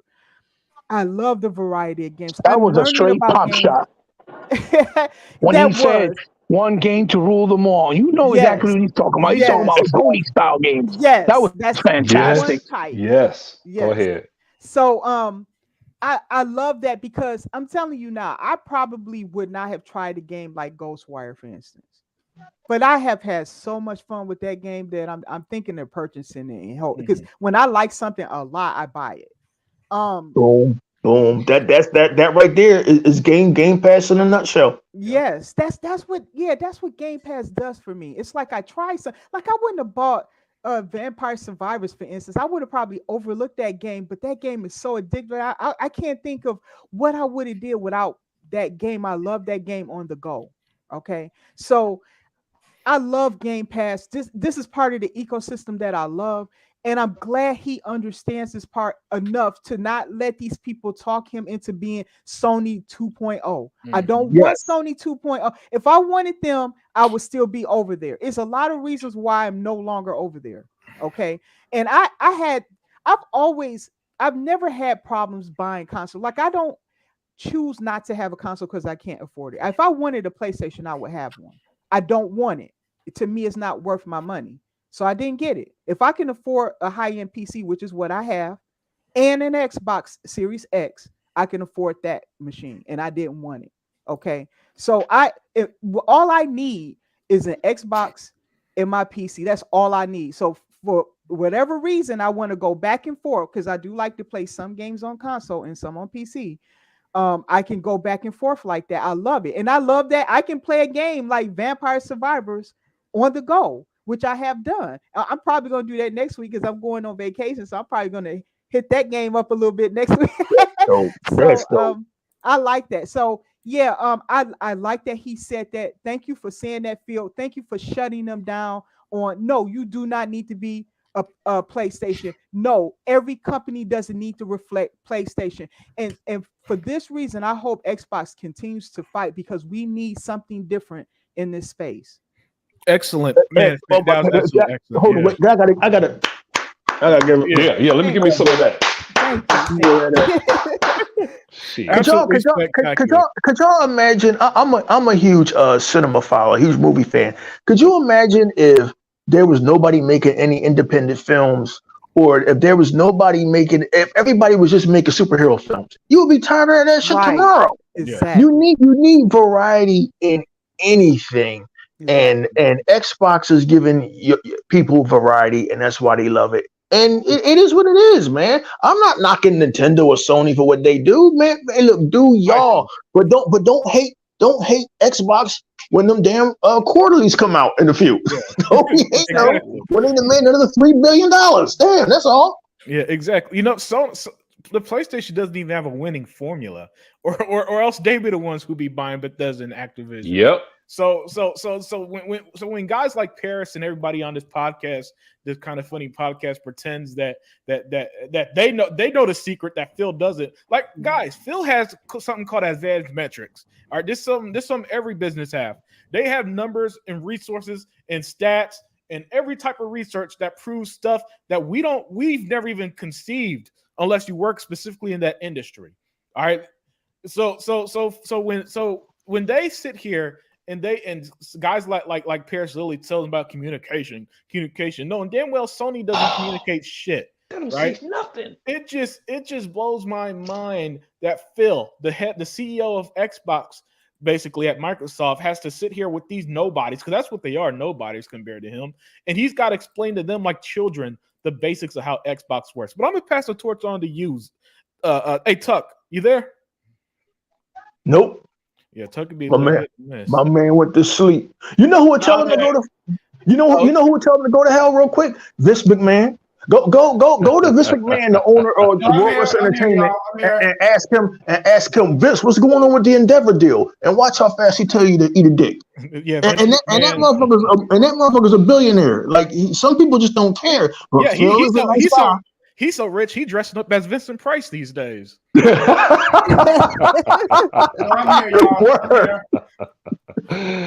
hey, Tuck, let me get your thoughts on this, man. So you heard Phil Spencer break down his vision of Xbox. It's not Sony's Nintendo 2.0. They're not trying to copy and paste what the other brands do. Xbox want to give us variety, quality games in a timely manner, and so on. So I want to get your thoughts on what he said. Well, what he's saying is true. I mean, you see what he's doing now. He gave the Game Pass. I mean, he gave us that. He's doing what he can do for the industry. Everybody want to just, shit on Xbox for no damn reason at all. For no reason at all. They don't get what you hear them talk about this and Netflix and all that stuff. But what it's not. I mean, it's just the best thing out there, and that's what they're mad about, because if Sony would have came out with it first, everybody would have been pleased and happy. But since Microsoft did the Game Pass first, they just do not like Microsoft at all. I don't understand it. And tell the truth, I really don't want to understand it because, like Dia said, if I wanted to buy a PS5, I would, but I don't want that piece of crap in my house. Like I said, I had a PS3 in my house and wasn't getting no playing time. So, in other words, after that, I say, okay, that's it. Live is it. You can talk to your friends. Look what Microsoft had made Sony have done. They made them spend money on their communication service. So please, whatever Sony does, whatever they want to do and make them happy, that's fine. But I'm glad to see Microsoft not even go that route. Just do what you do, Phil Spencer, and the crew, and just keep on doing what you're doing with best. And that is just developing good games for people who want to play the best system out there, and that is the box, and that is it.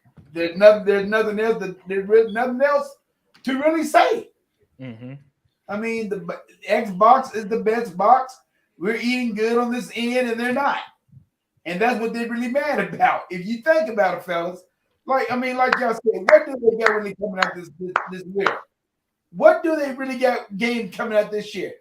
Two games they don't own. And all they got is Spider-Man and what's the other? They did Final Fantasy game. Yeah. Final Fantasy 16. The only reason why they got that is because of the fact that Sony made Square Enix deals like they always do. And then if the game and like that Japanese, I'm gonna put a quote with my boy Hebut already said, and he got on me better the other doggone day. I said that Japanese man came out the other day and said straight up, y'all not playing y'all AAA exclusives. So I don't know why people are so hung up on Sony. They shouldn't be. We get new IPs and they're not. So and deal with it. Sony fans got to deal with it. I got a friend that I got to deal with him every doggone day at work. I don't Jesus Christ. I got to deal with him. I got to deal with him every doggone day. He tell me about Redfall. So I just tell him. I said, dude, when I email him, I said, dude, suck it in.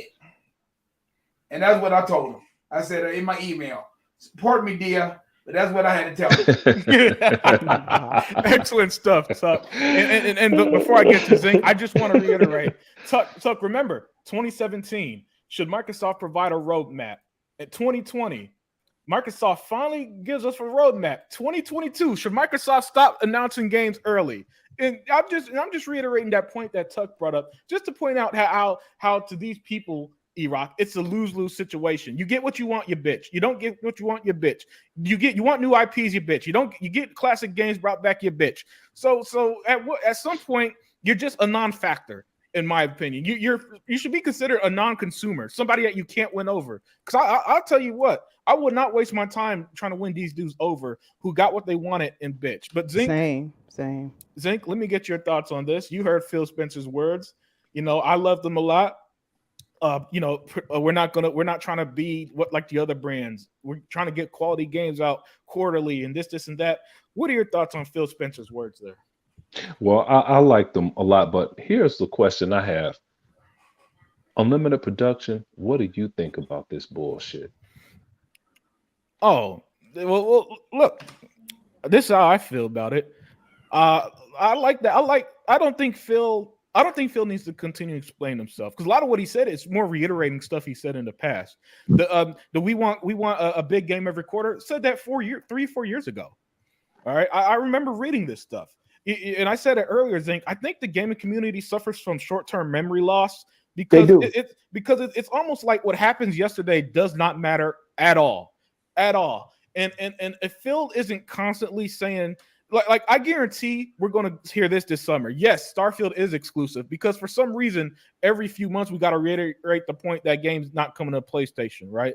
Because for some reason the gaming community, Zink, they have this real bad tendency of just, for some reason, not giving a damn about what happened previously. It could happen if something happened 5 minutes ago, they'll move on to something else instantly and act like something that even contradicts themselves didn't happen. And for some, I just don't get that. And here's what's even more egregious, because I'm dude, you just gotta excuse me. I'm from the camp of fuck you, and been from that camp since 1992. Mhm. I'm from that camp of fuck you. I don't owe you any fucking answers. Why is Phil have to be held accountable to all of these podcasts and gamers, but Jim Ryan ain't? Hey Jim Ryan, why you guys only got 2 games coming out this year? You hear crickets. It's one. It's one. That's a good question. Wow, just one. Yeah, Final Fantasy ain't their game. Let's not beat around the bush here.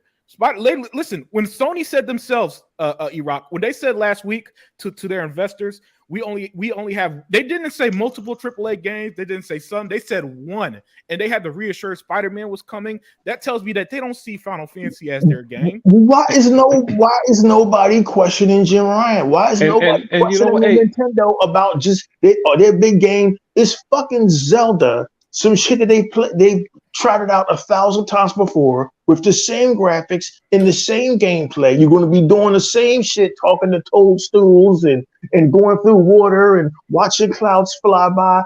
And nobody ever asked these Japanese anything. But Phil is supposed to answer every question, be on top of what Arcane Studios is doing. He's supposed to know what all his employees is doing. He's supposed to give y'all a roadmap into 2029. And when he do, y'all starts bitching. Yeah. I don't get why the American company has to be beholden to these fucking goofs you got on the screen here. I don't get where does Paul Tassi and Red Dragon and Dreamcast guy and Fertanga, where do y'all get the fucking balls from? Where do y'all get the balls from? Right? And I know each one of y'all is cowards, because I can look at y'all and see y'all cowards. God, just Phil, I love you, man. Just let Peter Moore be the spokesperson and be done with that shit. Because Peter Moore would tell everybody to go fuck themselves, either play the games or don't. We're still going to make a $3 billion this quarter, and there's nothing you can do about it. And keep it moving.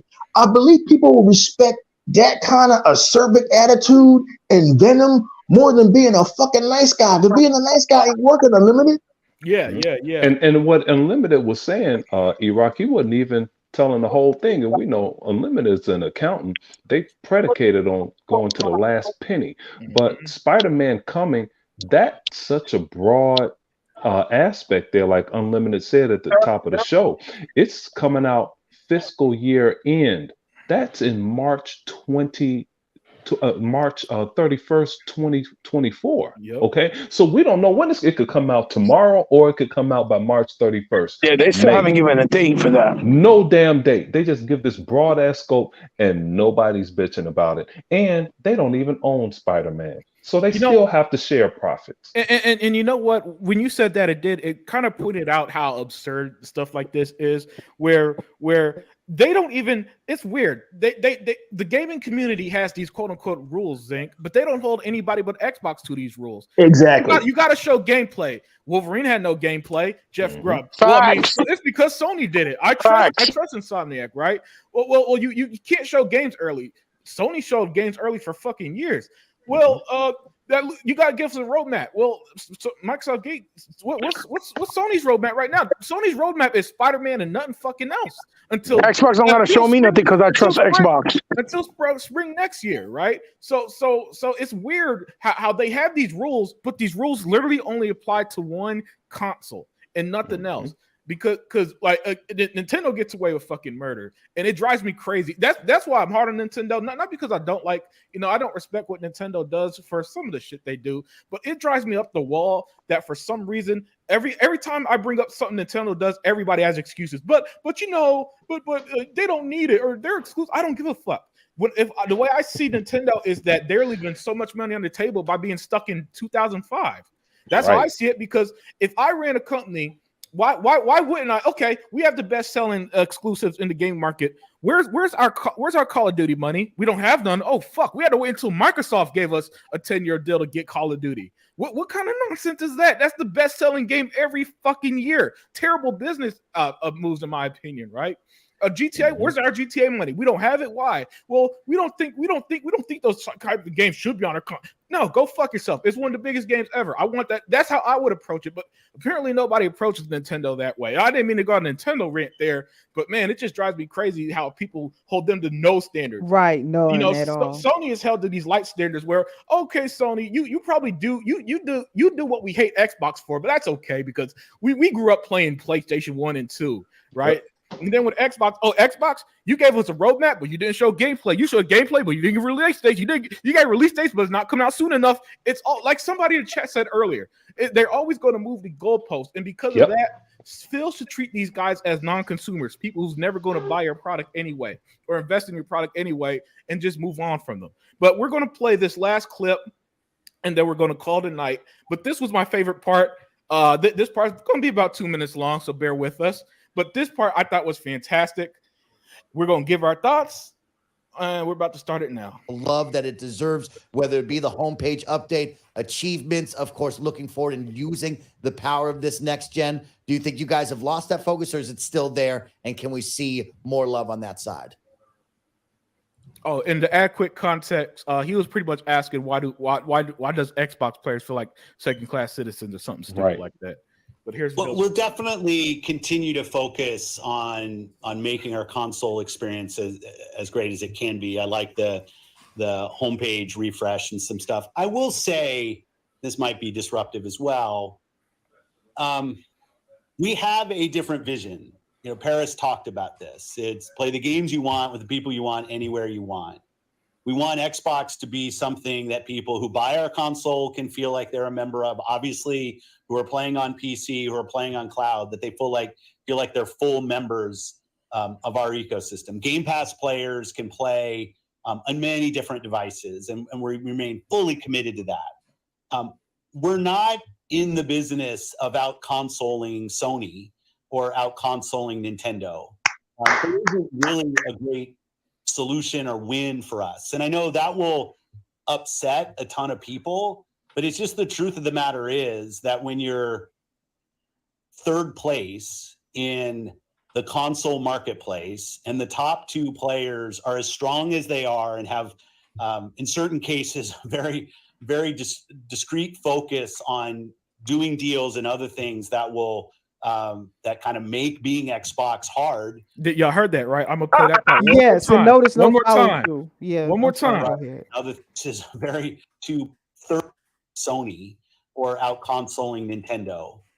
There isn't really a great solution or win for us, and I know that will upset a ton of people. But it's just the truth of the matter is that when you're third place in the console marketplace and the top two players are as strong as they are and have, in certain cases, very, very discrete focus on doing deals and other things that will, that kind of make being Xbox hard for us as a team. That's on us, not on anybody else.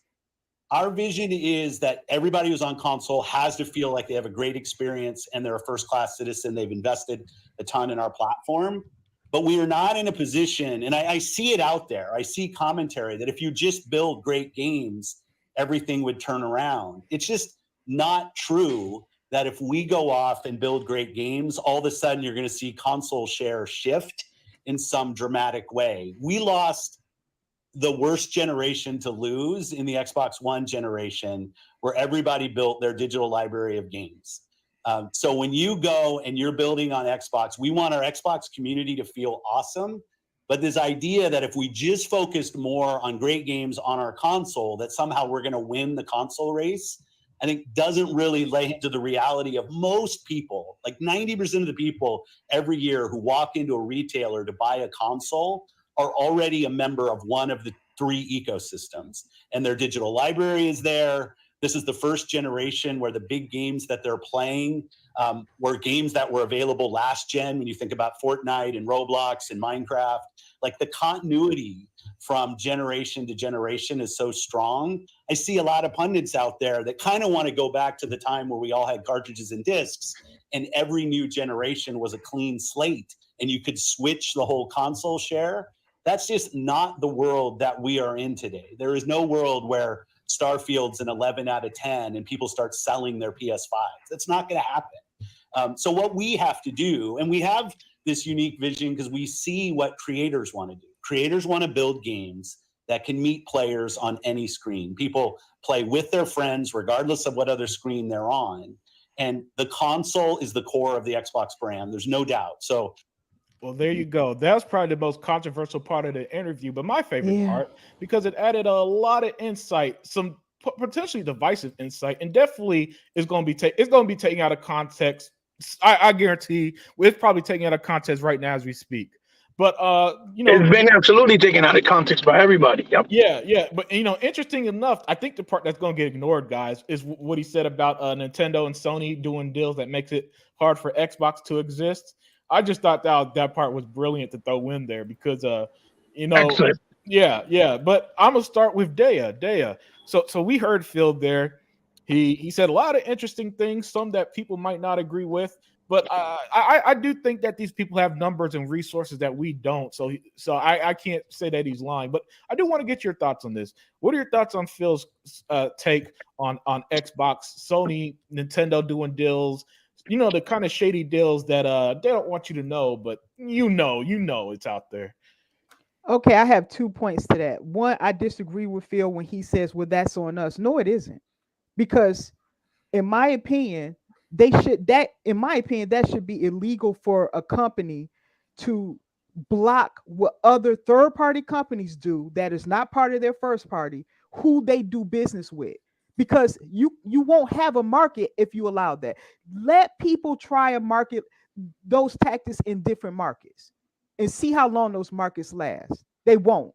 Okay. I don't know why gaming is tolerated, but it shouldn't be. I think that for all the CMAs talk about competition, all that, they never seem to care that you have one company that is the market leader. Well, two technically, yes, but we know they're technically not calling Nintendo part of that. Yeah, that is engaged in business so that the smaller markets can't even grow or even exist. They never even address that. So that's why I really, really can't stand the CMA. And I know the FTC is just as dumb, but their agenda is completely different. It's political. It's about growth and other stuff. But anyway, I disagree with Phil on that. Why would you take responsibility for that? Why? What can you do other than try to money hat that, and then you guys would be broke in no time trying to fight against that with money. So it doesn't make sense for your business to even go that route. So I disagree with him on that. No, the fault lies at Nintendo and Sony. They should not be engaged in that, and in no market would it be tolerated. So I disagree with him 100% on that. As for my second point is, I find it interesting that they don't follow up on it. Wouldn't they want to elaborate on that? Because he kind of skimmed over it, and anybody who's been paying attention to, which we won't go into details, but the Activision deal and all that, this is just touching on that because this is where we learned about a lot of this stuff. They don't follow through on that, and this is what a journalist should do. They should actually peer more into these subjects. It would be fascinating just for the how these companies actually function. Just these guys for are news, journalists.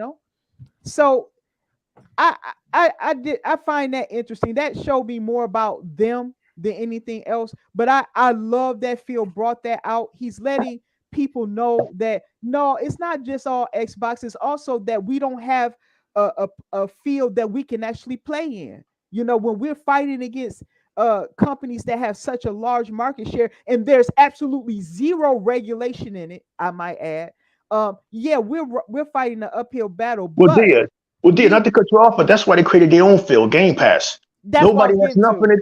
That's why they created Game Pass. Not to cut you off, baby girl, but we had said 3 years ago, this entire panel, that Game Pass was a paradigm shift. It was a change in how things is done. And the other month, they hate that. The competitors hate that because they can't compete with Game Pass. It would take them a decade to catch up. He's being coy. I'll explain when I go. He's being coy. Yeah, continue, Dale. Sorry, dear. Okay, that's okay.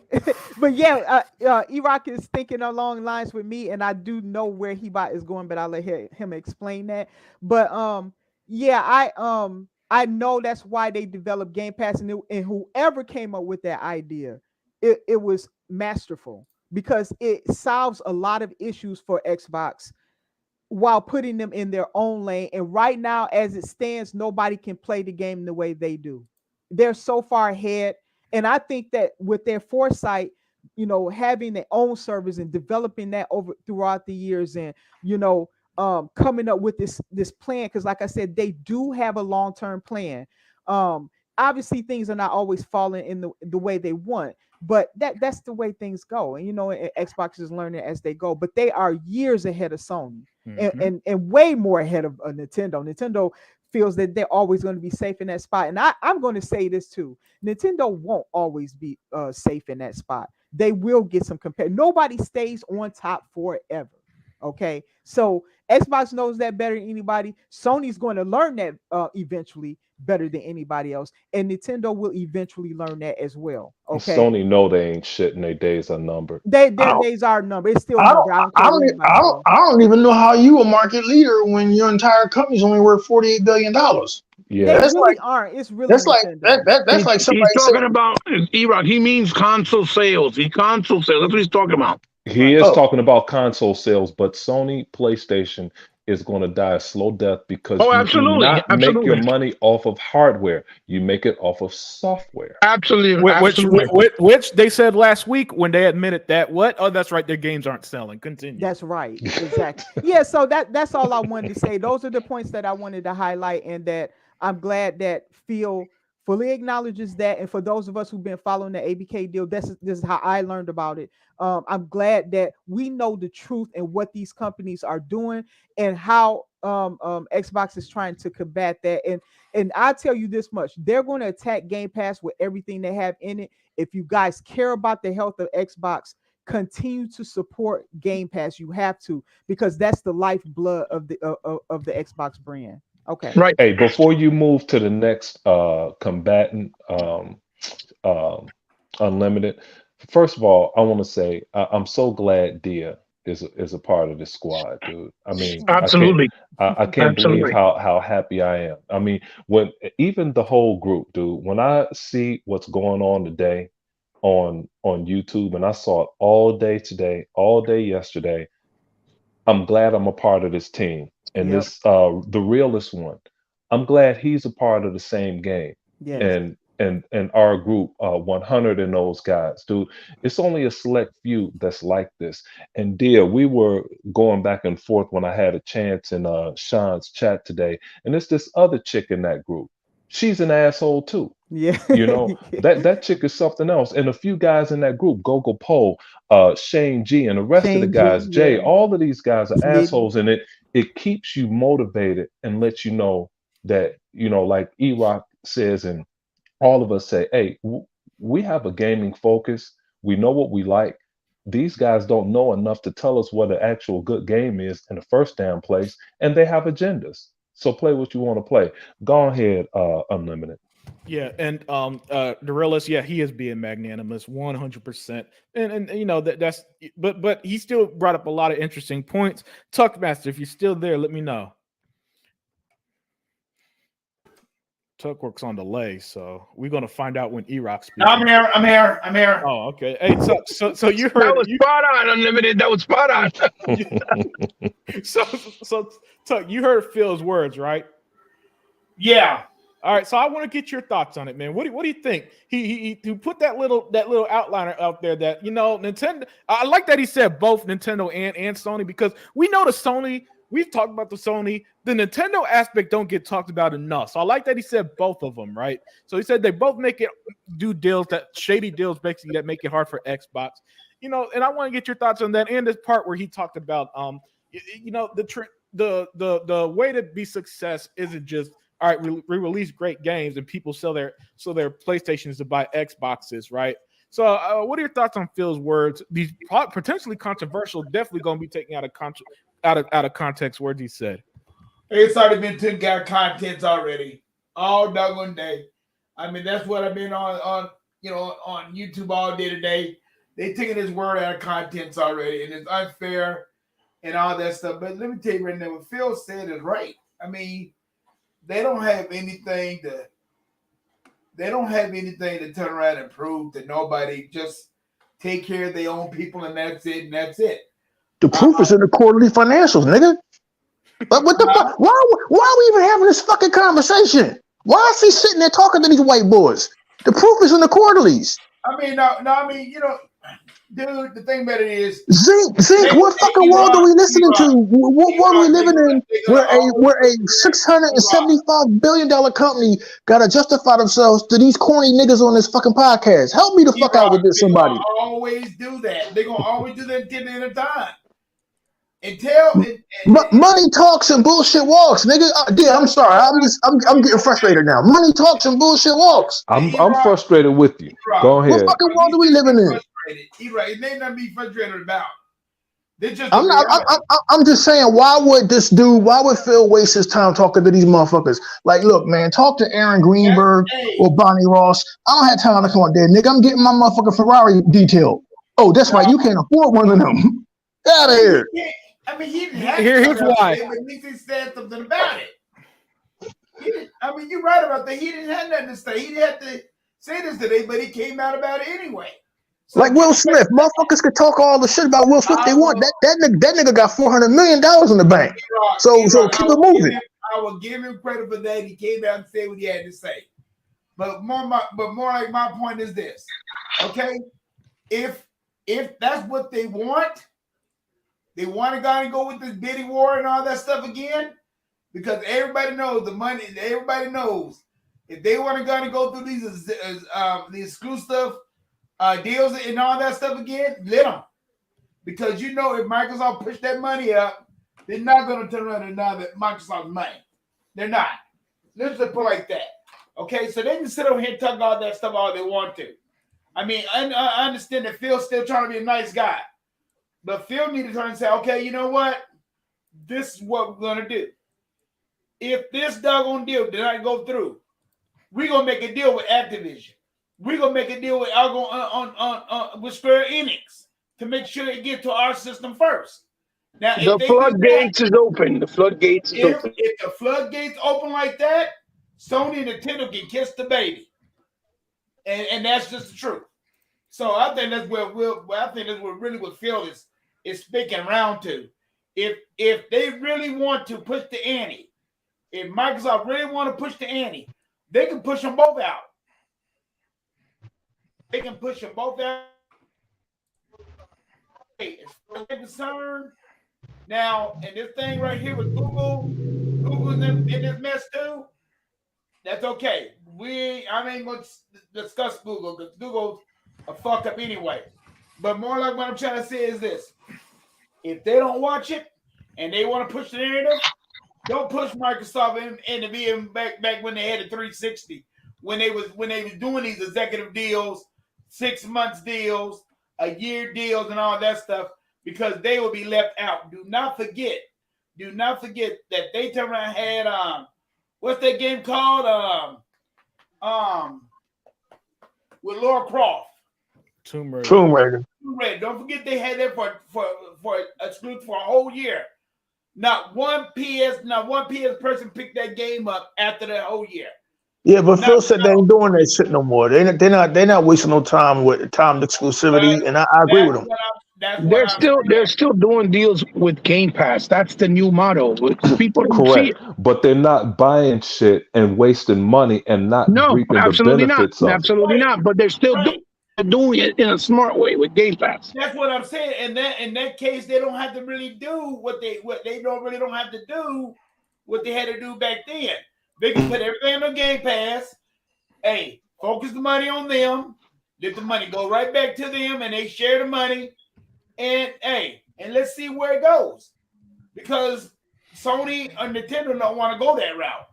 If they go that route, they will lose big time. Hey, man, real quick. Go ahead and let them have they little VR headset and all that stuff. No, that ain't shit. Selling them no money. They controllers not even giving them money. So I mean, let them gonna come out with another handheld. That ain't gonna make them no money. So let Sony do what they want to do.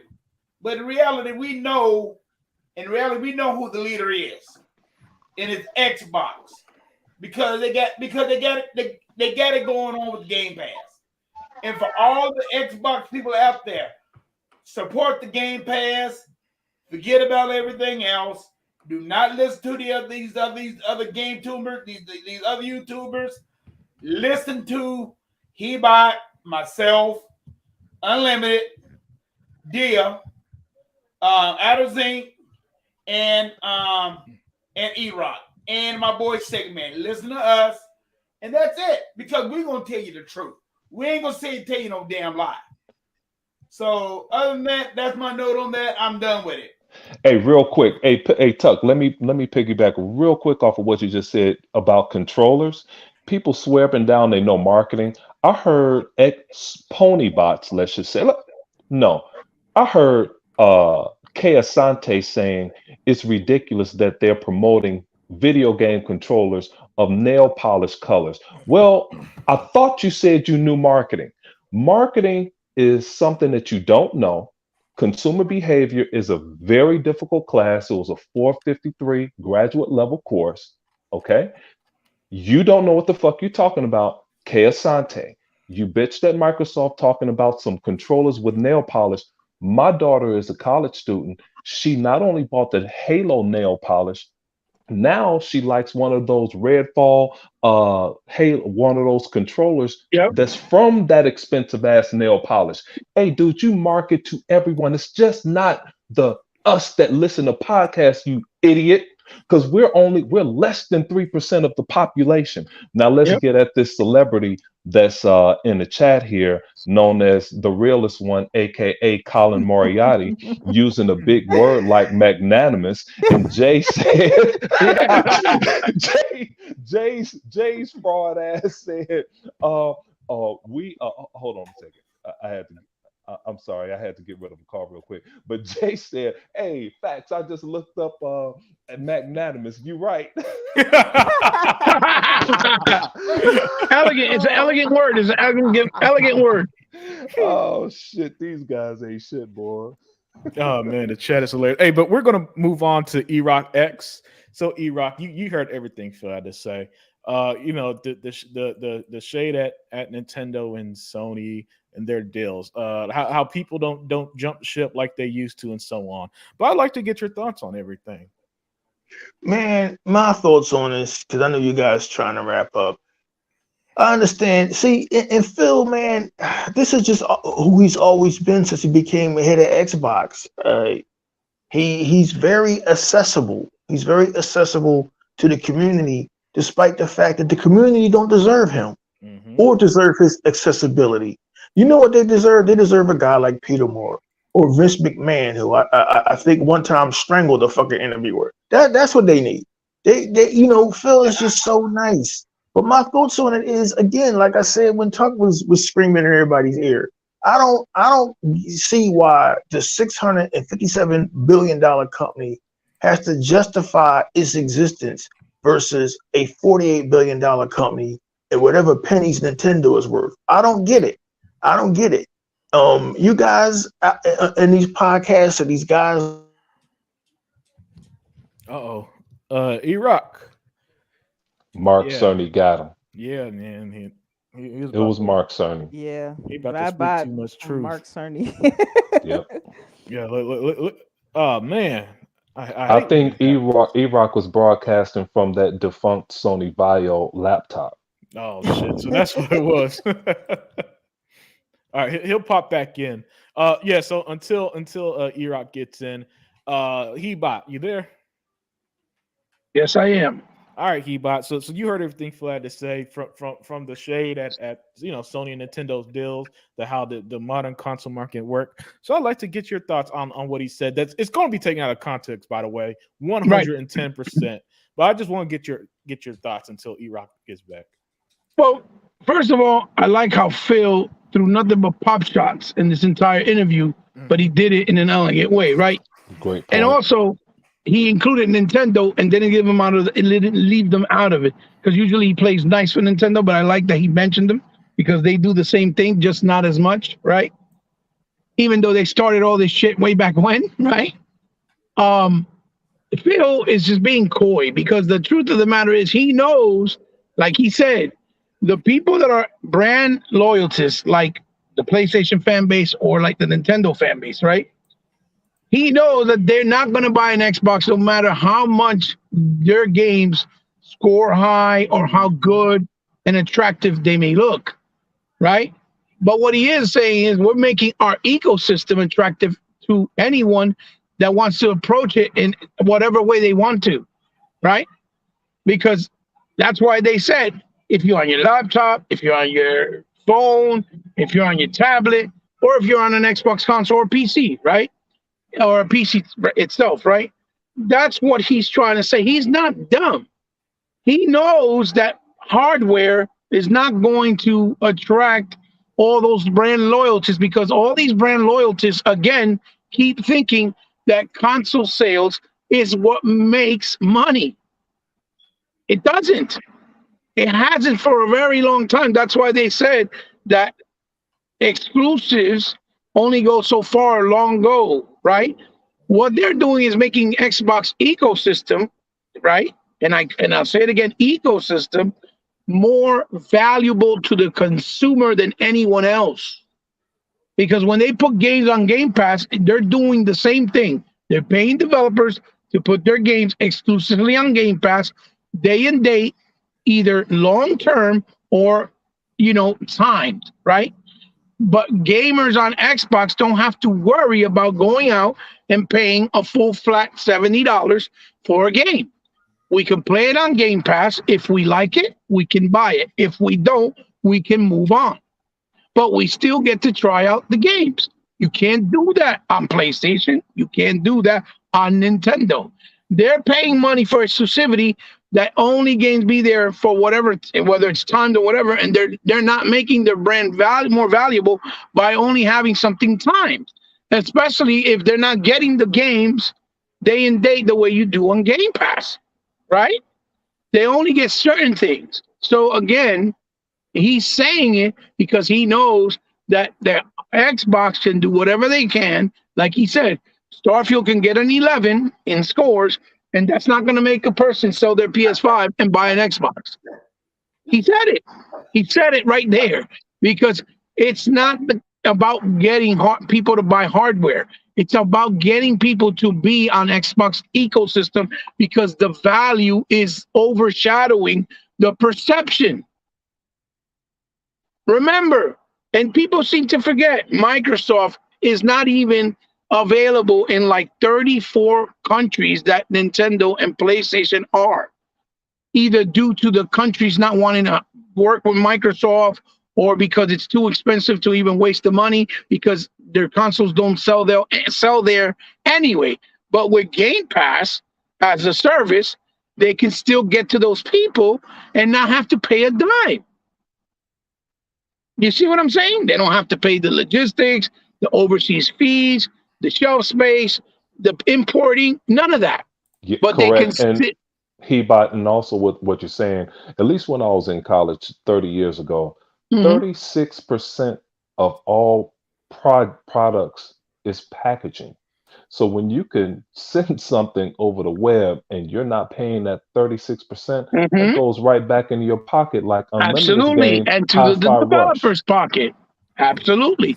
That's the point. And to the point that you said earlier, those nail polish controllers are to attract women to buy those controllers as well.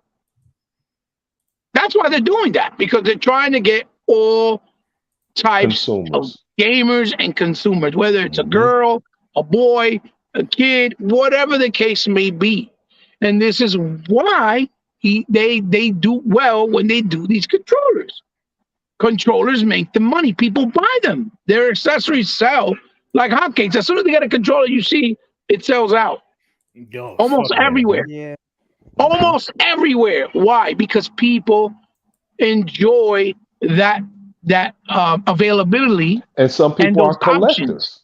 Yeah. they Right. don't- And a lot of people love to collect. That's a And like fact. Unlimited with his dope ass unpackaging videos, especially with the one controller that comes with the charger.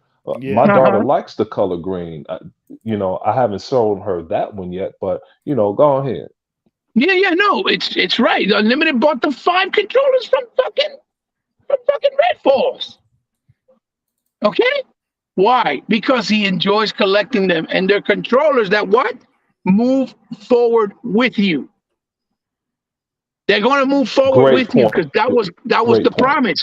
Whatever you buy moves forward with you. You Great can't point. take that risk with PlayStation or Nintendo because whether it's the console, the controller, which are considered the accessories, if you buy them, what happens when they start a new generation? Oh yeah, by the way, you got to get this new controller, but it doesn't work with the new consoles. Yep. You see what I'm saying? So again, they're basically telling you we do things our way and it works, and we do things differently because we don't think about short-term profit, and we're not thinking about only having short-term customers. We're thinking about long-term, and that's why Game Pass has been so successful. That's why selling controllers has been so successful. Design Lab, successful. Connect, it was successful. Whether you liked it or not, it was successful, right? That is the whole Hey, point. Hebot, Connect was so successful, like we said before, it's $3,500 used in hospitals today to save lives. Hebot, Mhm. how is that PlayStation Move doing? Right. Where they're making that move money from those move controllers because they definitely didn't work with VR2 because they did a new controller using the same old shit. Didn't work. It didn't work. And what are they doing with that VR now, right now? They're fucking losing money because it's not selling. Well, how do you know that, It's so Hebot? Just it's so because ain't nobody talking about it, you think it ain't shit, Hebot? Is no, that Oh, it? no, because the I know numbers. because I saw when it said it only sold 500,000 units No, and nobody no, talking about no, it. oh no, no, Listen no, to no, Hebot no, lying. no, Get his no. ass unlimited. Get his No, ass. no, he not. It's so less than 1% of their audience of Okay, sorry. 270,000. You called me to lie. No problem. No problem. Okay, you called me to lie. I was trying to be nice. Damn it. Unlimited, Hey, I was hey, trying to be hey, nice. hey, Dear, kick Phil Spencer off the show. Get out of here, Hebot. Listen, Phil Spencer makes himself accessible, and E-Rock is absolutely right. They don't deserve his accessibility because when he makes himself accessible, all people try to do is shit on the fucking brand anyway. Hold on. Check this out, man. Check this Uh out. PS2 oh. VR is not a flop, and here's the proof. Hold on. Here's the proof. According to Bloomberg, it sold 270,000. That's Wow. get the fuck out of my Wow. face, Tom's guy. Unlimited got a quick trigger, boy. He Yo, ain't Yeah, shit. that's no. He yo, was You yo, want hunting. to yo, talk? no, You want to talk about? Dan, you want to talk about? Bloodhound, man. He'll find it all, you know. You want to talk about damage controlling? Holy crap! You do realize that the VR is like $600, right? Yeah, hey, Hebot, and you have to buy a PlayStation 5 in order to get In that order to shit to Right, use right. it. You work. can't That's even right. use it outside of the fucking box. Right, absolutely. Damn. Yeah. So again, real quick, he's just being coy, but he's telling you that the way that PlayStation and Sony does things makes it hard for Xbox because they try to act like they're innocent, but yet they go buy these exclusives and nobody calls them out on it. Meanwhile, Microsoft is giving you exclusives through Game Pass. You're not forced to buy the games at the full price day one, and yet people are still complaining. So they're not going to change their mind because they have, Silent Hill, or because they have, what's that going to do? Maybe bring in maybe a couple more 100,000 players to buy an Xbox. That's about it. You see what I'm saying? So Yep, and then again, they'll probably quit after one game they don't like, comes out, because apparently that's all it takes to get off a Game Pass and sell your Xbox. right, absolutely. I Hey, mean, hold it's a on fact. one second, Hebot, because Wilkins is in here being a professor teaching class. And this is what people don't understand about Game Pass and how Game Pass generates money to put back into Game Pass. He said at 7:27 p.m.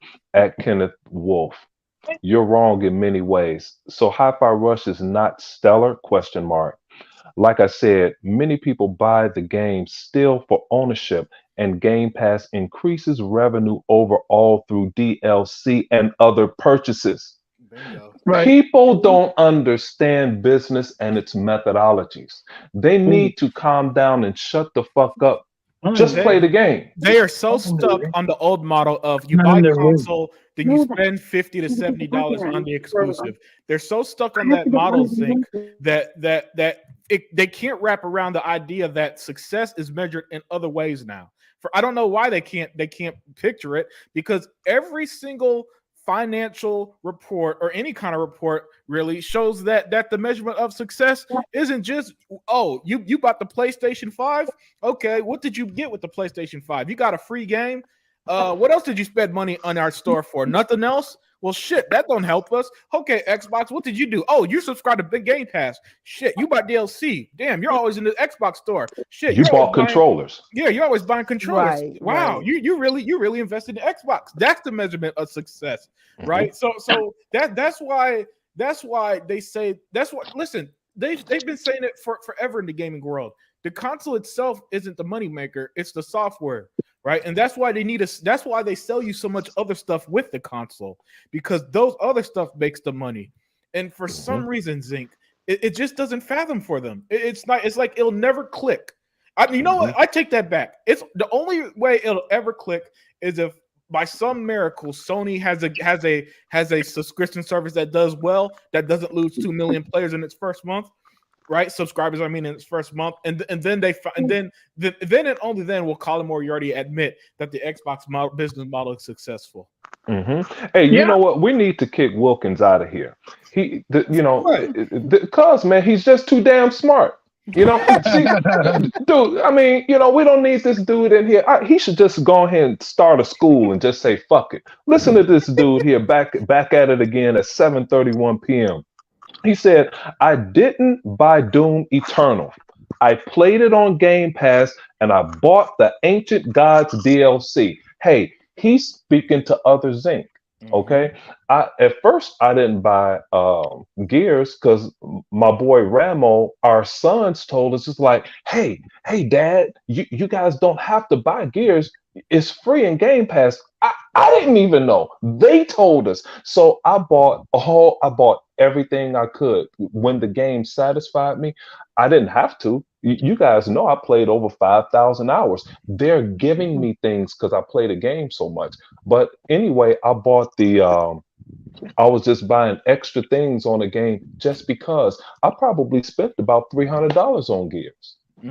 Okay, so and you guys see how much I played the damn game. I appreciate it when people give me bang for my time, man. You Right. know what I mean? So when you're doing things like that, that's how they generate income. You know? Yep. By the way, the new Xbox Series X consoles that are being brought out, because I saw one just 2 days ago in Walmart, right? They changed the packaging and it's coming bundled with Forza Horizon 5. I just wanted to tell you guys that. Yeah. That's been a while for a little while. They also got the Diablo 4 bundle coming later this month. Right. Diablo 4. That, Yeah. so and I need to point this out. Both consoles are $560. Meanwhile, the PlayStation 5 bundle with Gears of God of War is discounted right now by $50-$60 to be $500 standard price. Just to throw that out there to everybody on what's going on. But Hey, you one got anything more else to thing. add before I add my point of view? Yeah, one more go ahead. thing. I pulled in Sega Man, Hebot, and Unlimited Production. And this is another thing going along with the class of Wilkin here. Everybody getting class early because he at the chalkboard writing shit down, right? I was in Game Pass doing for some stupid reason. I went in there, I bought Splinter Cell Chaos Theory for $4.99, and I bought Rainbow Six Vegas for $4. I already have those games. In fact, I have two copies of the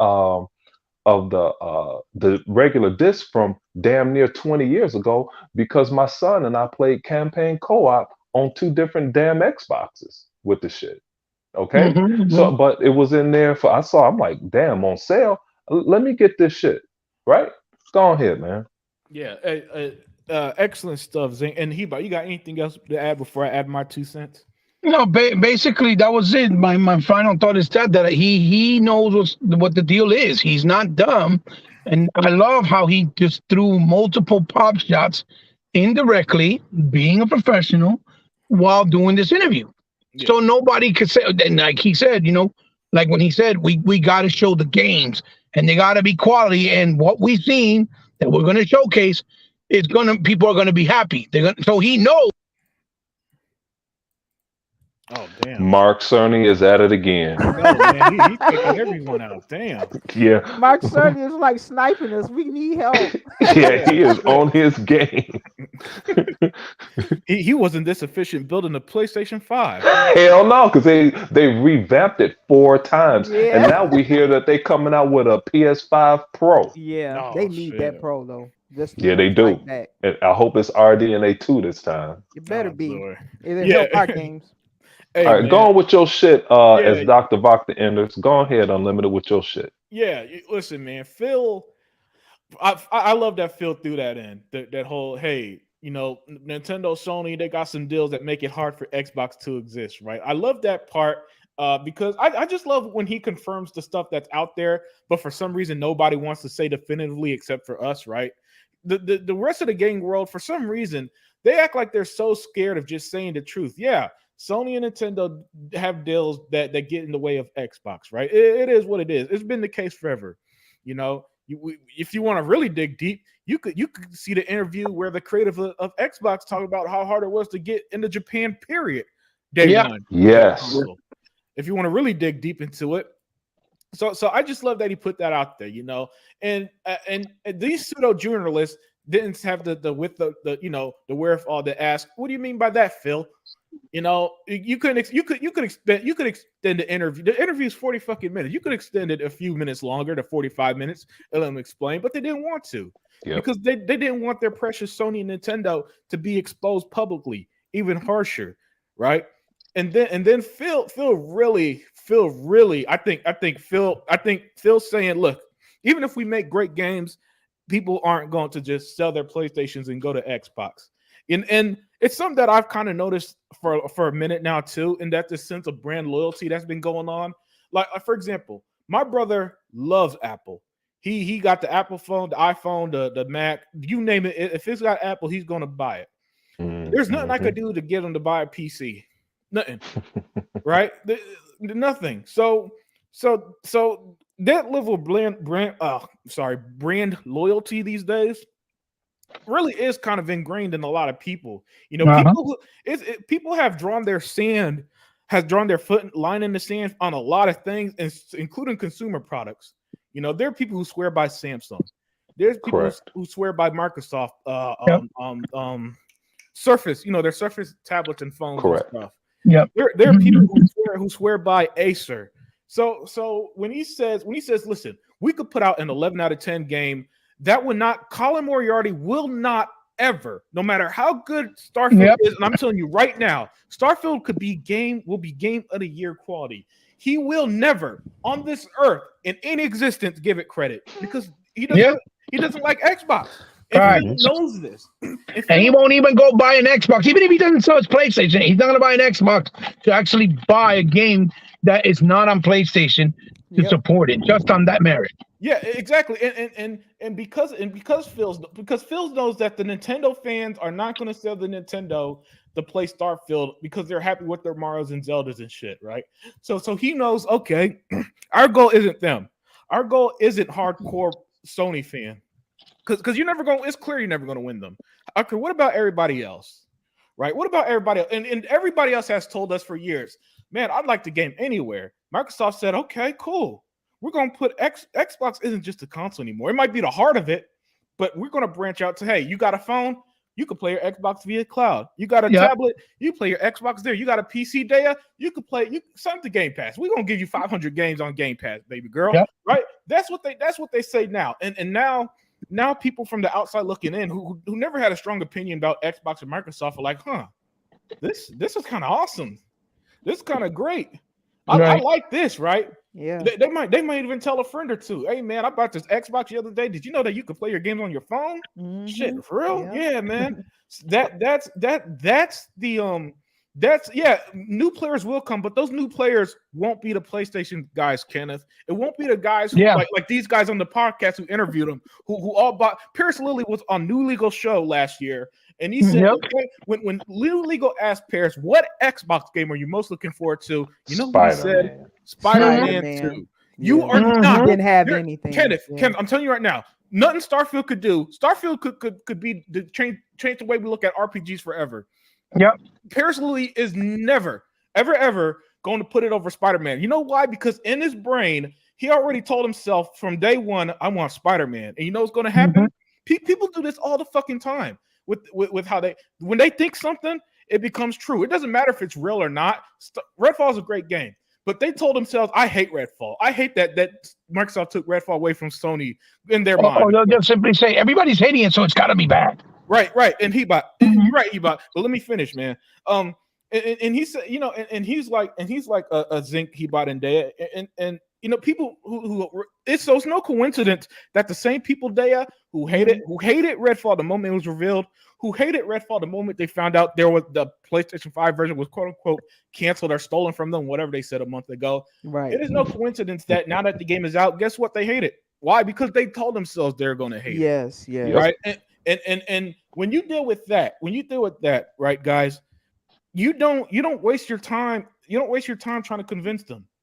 You know what you put your money towards? Everybody else. Because that's right. The truth of the matter is, let's see here. This interview has Kind of Funny Games at 277 subscribers. This video has, where are the views on this video?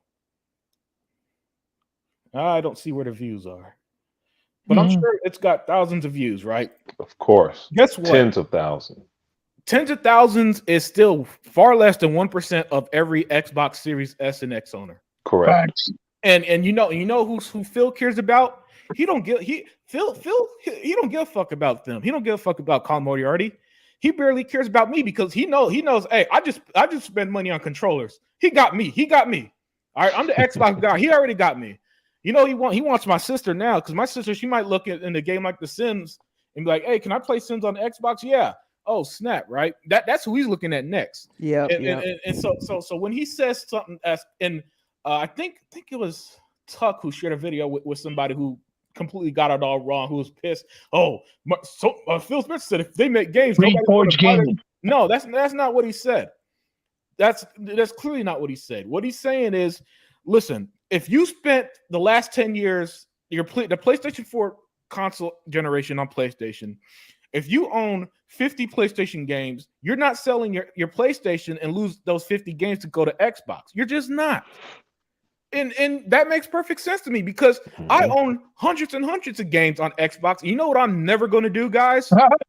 Yeah, I'm never selling my fucking Xbox because I invested so much time and money that it'll be crazy for me as an Xbox fan and gamer to be like, man, fuck this, fuck the hundreds of games I'm owning. I'm going to play a handful of exclusives on Sony. That's nonsense. And the Sony fans don't do that. And the Nintendo fans don't do that. So to wrap it up, Zinc, Hebot, and Dea, I love that part. That was my favorite part of the whole interview.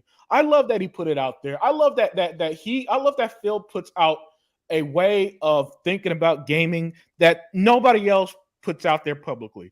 Because Sony is never going to say stuff like this, right? Nintendo's really never going to say nothing like this. Phil's the only one with the galls, guys, to say, look, our path to success isn't let's be first place in console sales. Our path to success is let's try to reach the 2 billion gamers as best as we can.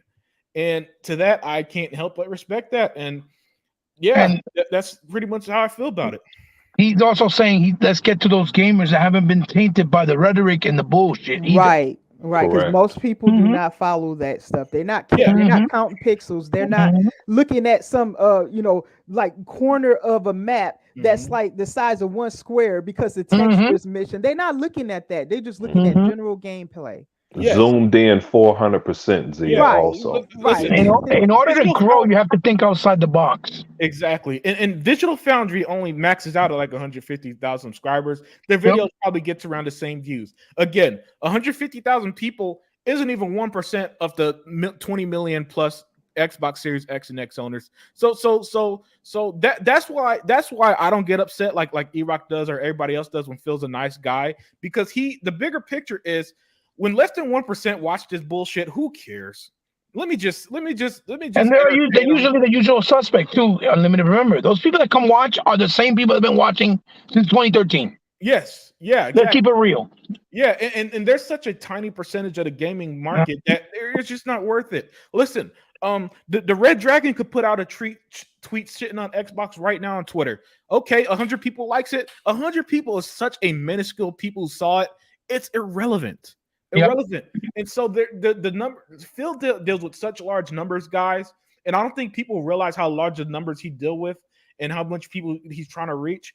That the doing stuff like this is just you got some time today, Phil? Yeah. Hey, those kind of funny guys, they want to do an interview. I got about an hour, sure. Right? That's how he looks at it. And I like that, because I don't want my leader to be angry over tiny shit, because this is tiny shit. Right? Paris Lilly asking the dumbass questions about communication when Sony has one game in the next fiscal year is tiny shit to him. Because as soon as this interview was done, he's on the phone making another deal we're not going to find out for a year anyway. And then watch next year this time, there's going to be a big Xbox news. Paris Lilly and these other two guys, well, I have no clue who they are. The guy on the right just flat out looked depressed. I don't even know why he's here. This dude here, he just looks flat out depressed. I don't know what his problem is. He got that I hate my job look. So maybe he needs to quit and find a new career. Right? But all jokes aside, next year Phil's going to unleash another deal that he's been working on right now. It's going to blow up. It's going to be great for Xbox fans, and we're going to be back celebrating, because that's how it works, and that's how it works for him. And because he's the CEO of Xbox, he has access to every sort of data we don't. And that's why nice guy Phil just doesn't bother me, because I get it. Because if I was in his shoes, you know what? The last thing I care about, what does a YouTuber with 100,000 subscribers got to do when my console just sold 30 million consoles? Right. So what's there to get mad about? Say what you want. I don't care. You're a fly. You're a fly to me. But notice what he said. He said we lost last generation. He's not saying we're losing this generation. Yeah. He's not saying they're doing bad either. He was just putting it as an example that worrying about console sales last gen didn't help them in any way. It just made them get smarter and help them grow in a different way. That's basically what he was saying. Right. You know, bottom line. And again, nobody is going to feel confident about a brand, like you said, if the person that's leading it, right, is the first one acting like he's worried. Yeah, I don't want a Jim Ryan. I don't want my boss to fly into countries trying to stop my competitor from competing in markets. That's why. Illegal. Exactly, Unlimited. That's why you see the people that are actual, Sony fans, right? So having so much to say, because they are actually concerned, even though they won't admit it. Right. And the concern is there, because Jim Ryan said it himself. If we don't have these exclusive deals with these third-party games, we can't fund our AAA. And the thing is, Phil was talking about console sales. Yeah, consoles. He was right about it, but Phil knows, and like Satya, I thought Unlimited was going to touch on it. It seemed like he was about to, but after Jeff Grubb said what Game Pass is not doing, the leader of Microsoft said Game Pass meant $1 billion to our bottom line in a fucking quarter. Jeff Grubb, shut up. Right. Right. Yeah, and Kenneth Wolf, don't sweat it, man. The dissenting opinions don't bother me. I don't attack you, nothing. I just give you my perception on everything. Don't worry. You're not like Jackknife, who's he just comes to my cons just to be an asshole. I don't address people like that. But you good, Kenneth Wolf. But we're gonna call it a night there. I think today's been an absolutely fantastic show. The interview is kind of crazy. There's nothing to talk about until Xbox does something, I swear. Because this it's always like that. Yeah, man, this was a great interview. Brought up some great discussion. I thought everyone was fantastic. It sucked that E-Rock and Tuck had to drop. But that's it is what it is, right? But we are going to close things out, and Hebot, give us your final thoughts and let them know where they could find you. Final thoughts is just basically if you see that you are happy, right, where you're playing and you keep getting more value for your buck, then that's all you got to worry about. Just worry about what you're doing and how you're playing it, because that just means we're going to keep getting more and more titles down the road. Right. With more and more, variety, because he already confirmed it. We're not going to be the one game that rules it all, end all, be all. What he was meaning by that first-person action adventure only style game. Now that doesn't mean that Phil says he don't want to bring those kind of games to Xbox. That's not what he means, because people are going to skew that and spin that also. No, that just means that we'll have those too, but we're going to have all types of other stuff for all types of gamers to enjoy. And we know not all our games are going to be successful in everybody's eyes. It's simple as that. So they know their game plan, they know their approach, and they know what they got to do. And as we all seen, Redfall's on Game Pass, right? And yet people still, with all their doom and gloom, didn't phase it, because the game still, like that article said, still sold more than the last three PS3 games that came out that were exclusive, and those are facts. No, according to the chat, they said that was. They said that was fake information. Yeah. I truly. What was fake information? I missed that. I doubt it, because it was a screen. It was a screenshot. No, what was fake information? And the article was there. So Hebot had a screenshot that said that Redfall sold more than the last 3 PlayStation exclusives combined. I couldn't find anything on it. That's why Screen Rant, that's why. I remember that. Yeah. Well, they got my $99, and there's a few guys in the chat that said they got the $99 version too, and we watched the Unlimited Truth to do an unboxing of it also. Right. What I would say is show me where it wasn't real, because the article was up there. Okay, hey, I'm with you, Hebot. Go ahead. Well, if I could find any other link, anything else that shows it, I'll gladly do another video on it, basically, to talk a lot. Yeah, of shit. right. No, I'm saying. He said talk a lot of shit. Well, yeah, of course I would, because they hate this game. Well, yeah, they said it was fake and it was Photoshop. So I'm gonna believe the chat on this one. Not a shot to you, Hebot, of course. But no. But listen, we already know what's going to happen in a month or two anyway. Redfall had 3 million players. We're going to see it this summer, and we're going to talk about how it's another success anyway. So, real or fake, it doesn't change what's going to be the obvious outcome here. Yeah, but other than that, man, let me know where they can find you, Hebot. Oh no, you can find me on my channel, on the Hebot YouTube channel, where I do all types of things, pop culture, whether it's video game related, or whether it's figure related or movie. It doesn't matter. I try to correlate all of it together, and I think that if you stop by, you'll have some fun. You'll find a lot of different things that might interest you or might not, right? But either way, if you take the time, I'm really appreciative. It means the world to me, and I'm completely humbled, because I know you don't have to, and it's not something that's obligated. So I know it's coming from the heart. If you do stop by and join the, my family, and join me in my channel to help me out. And you can find me on any social media platform and follow me, there. It's all down in the description below on my channel, as always, So it's been a good podcast as always. And hopefully, everything this forward, it just be nothing but positivities, and listen to those who actually want Xbox to do better by being positive in the right way, and not in the negative way where you're trying to just get clickbait to come to people's channels just so that they get support from the negative ones, or the ones that want to, that always be the doom and gloom, so to speak, group or side of things. So always a pleasure to be on. Big shout outs to the panel. These guys are wonderful, whether it's other Zank and the lovely lady Dia, obviously you as the host, Unlimited, for giving me an opportunity to talk, since I can't always do my channel. It's always great. And to the chat, because they're always funny, saying things and making it just as fun and as interactive as us here on the panel while we're talking. They always, provide more of that great content and great topics for conversation. In other words, so yes, it's been great. To the next one. Awesome stuff. Awesome stuff. Also, guys, don't forget to check out Sega Man and the Outlaw Xbox podcast and Tuck Master in his Lion's Den. But other Zinc, man, give us your final thoughts and your outro. Yeah, man, I'll represent the chat 100%, and I'm gonna go ahead and get out of here. I'm gonna talk a whole lot of shit. Unlimited just caught me, you know, off the cuff there, but that's fine. I'm always have something to go, but I'm gonna go ahead and give it to Dia so she could close the show. Yeah, absolutely. Day 4, 5, 6, 8. You already know that you've been absolute pleasure since joining the Unlimited family.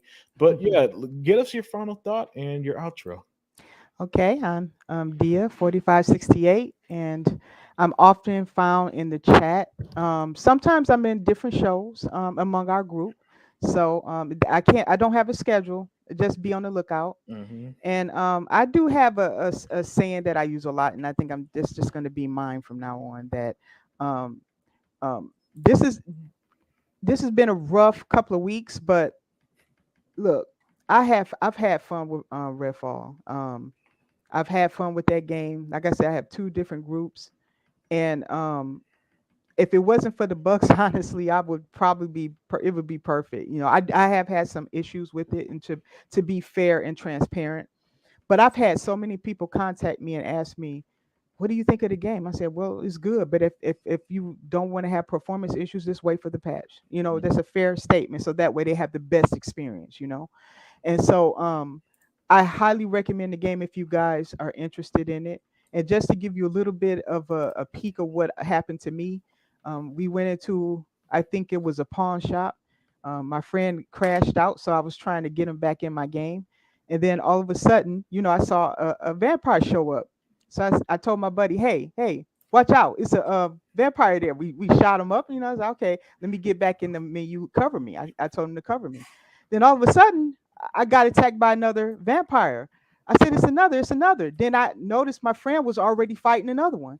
I ran out the building and we was ambushed. This came out of nowhere. Like I was like, wow. And then, you know, he's saying what, you know, the other friend that's trying to get back in the game, he said, what's going on? Send me the link.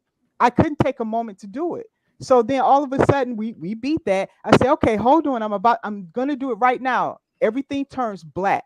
We can't see anything, and we're being challenged by some like high level vampire. So now it's down to the two of us fighting for our lives while my friend is waiting to get an invite in. I have not a moment to spare, and we're fighting for our lives because this vampire is kicking our butt. So that's just one snip of what happened to me in the game.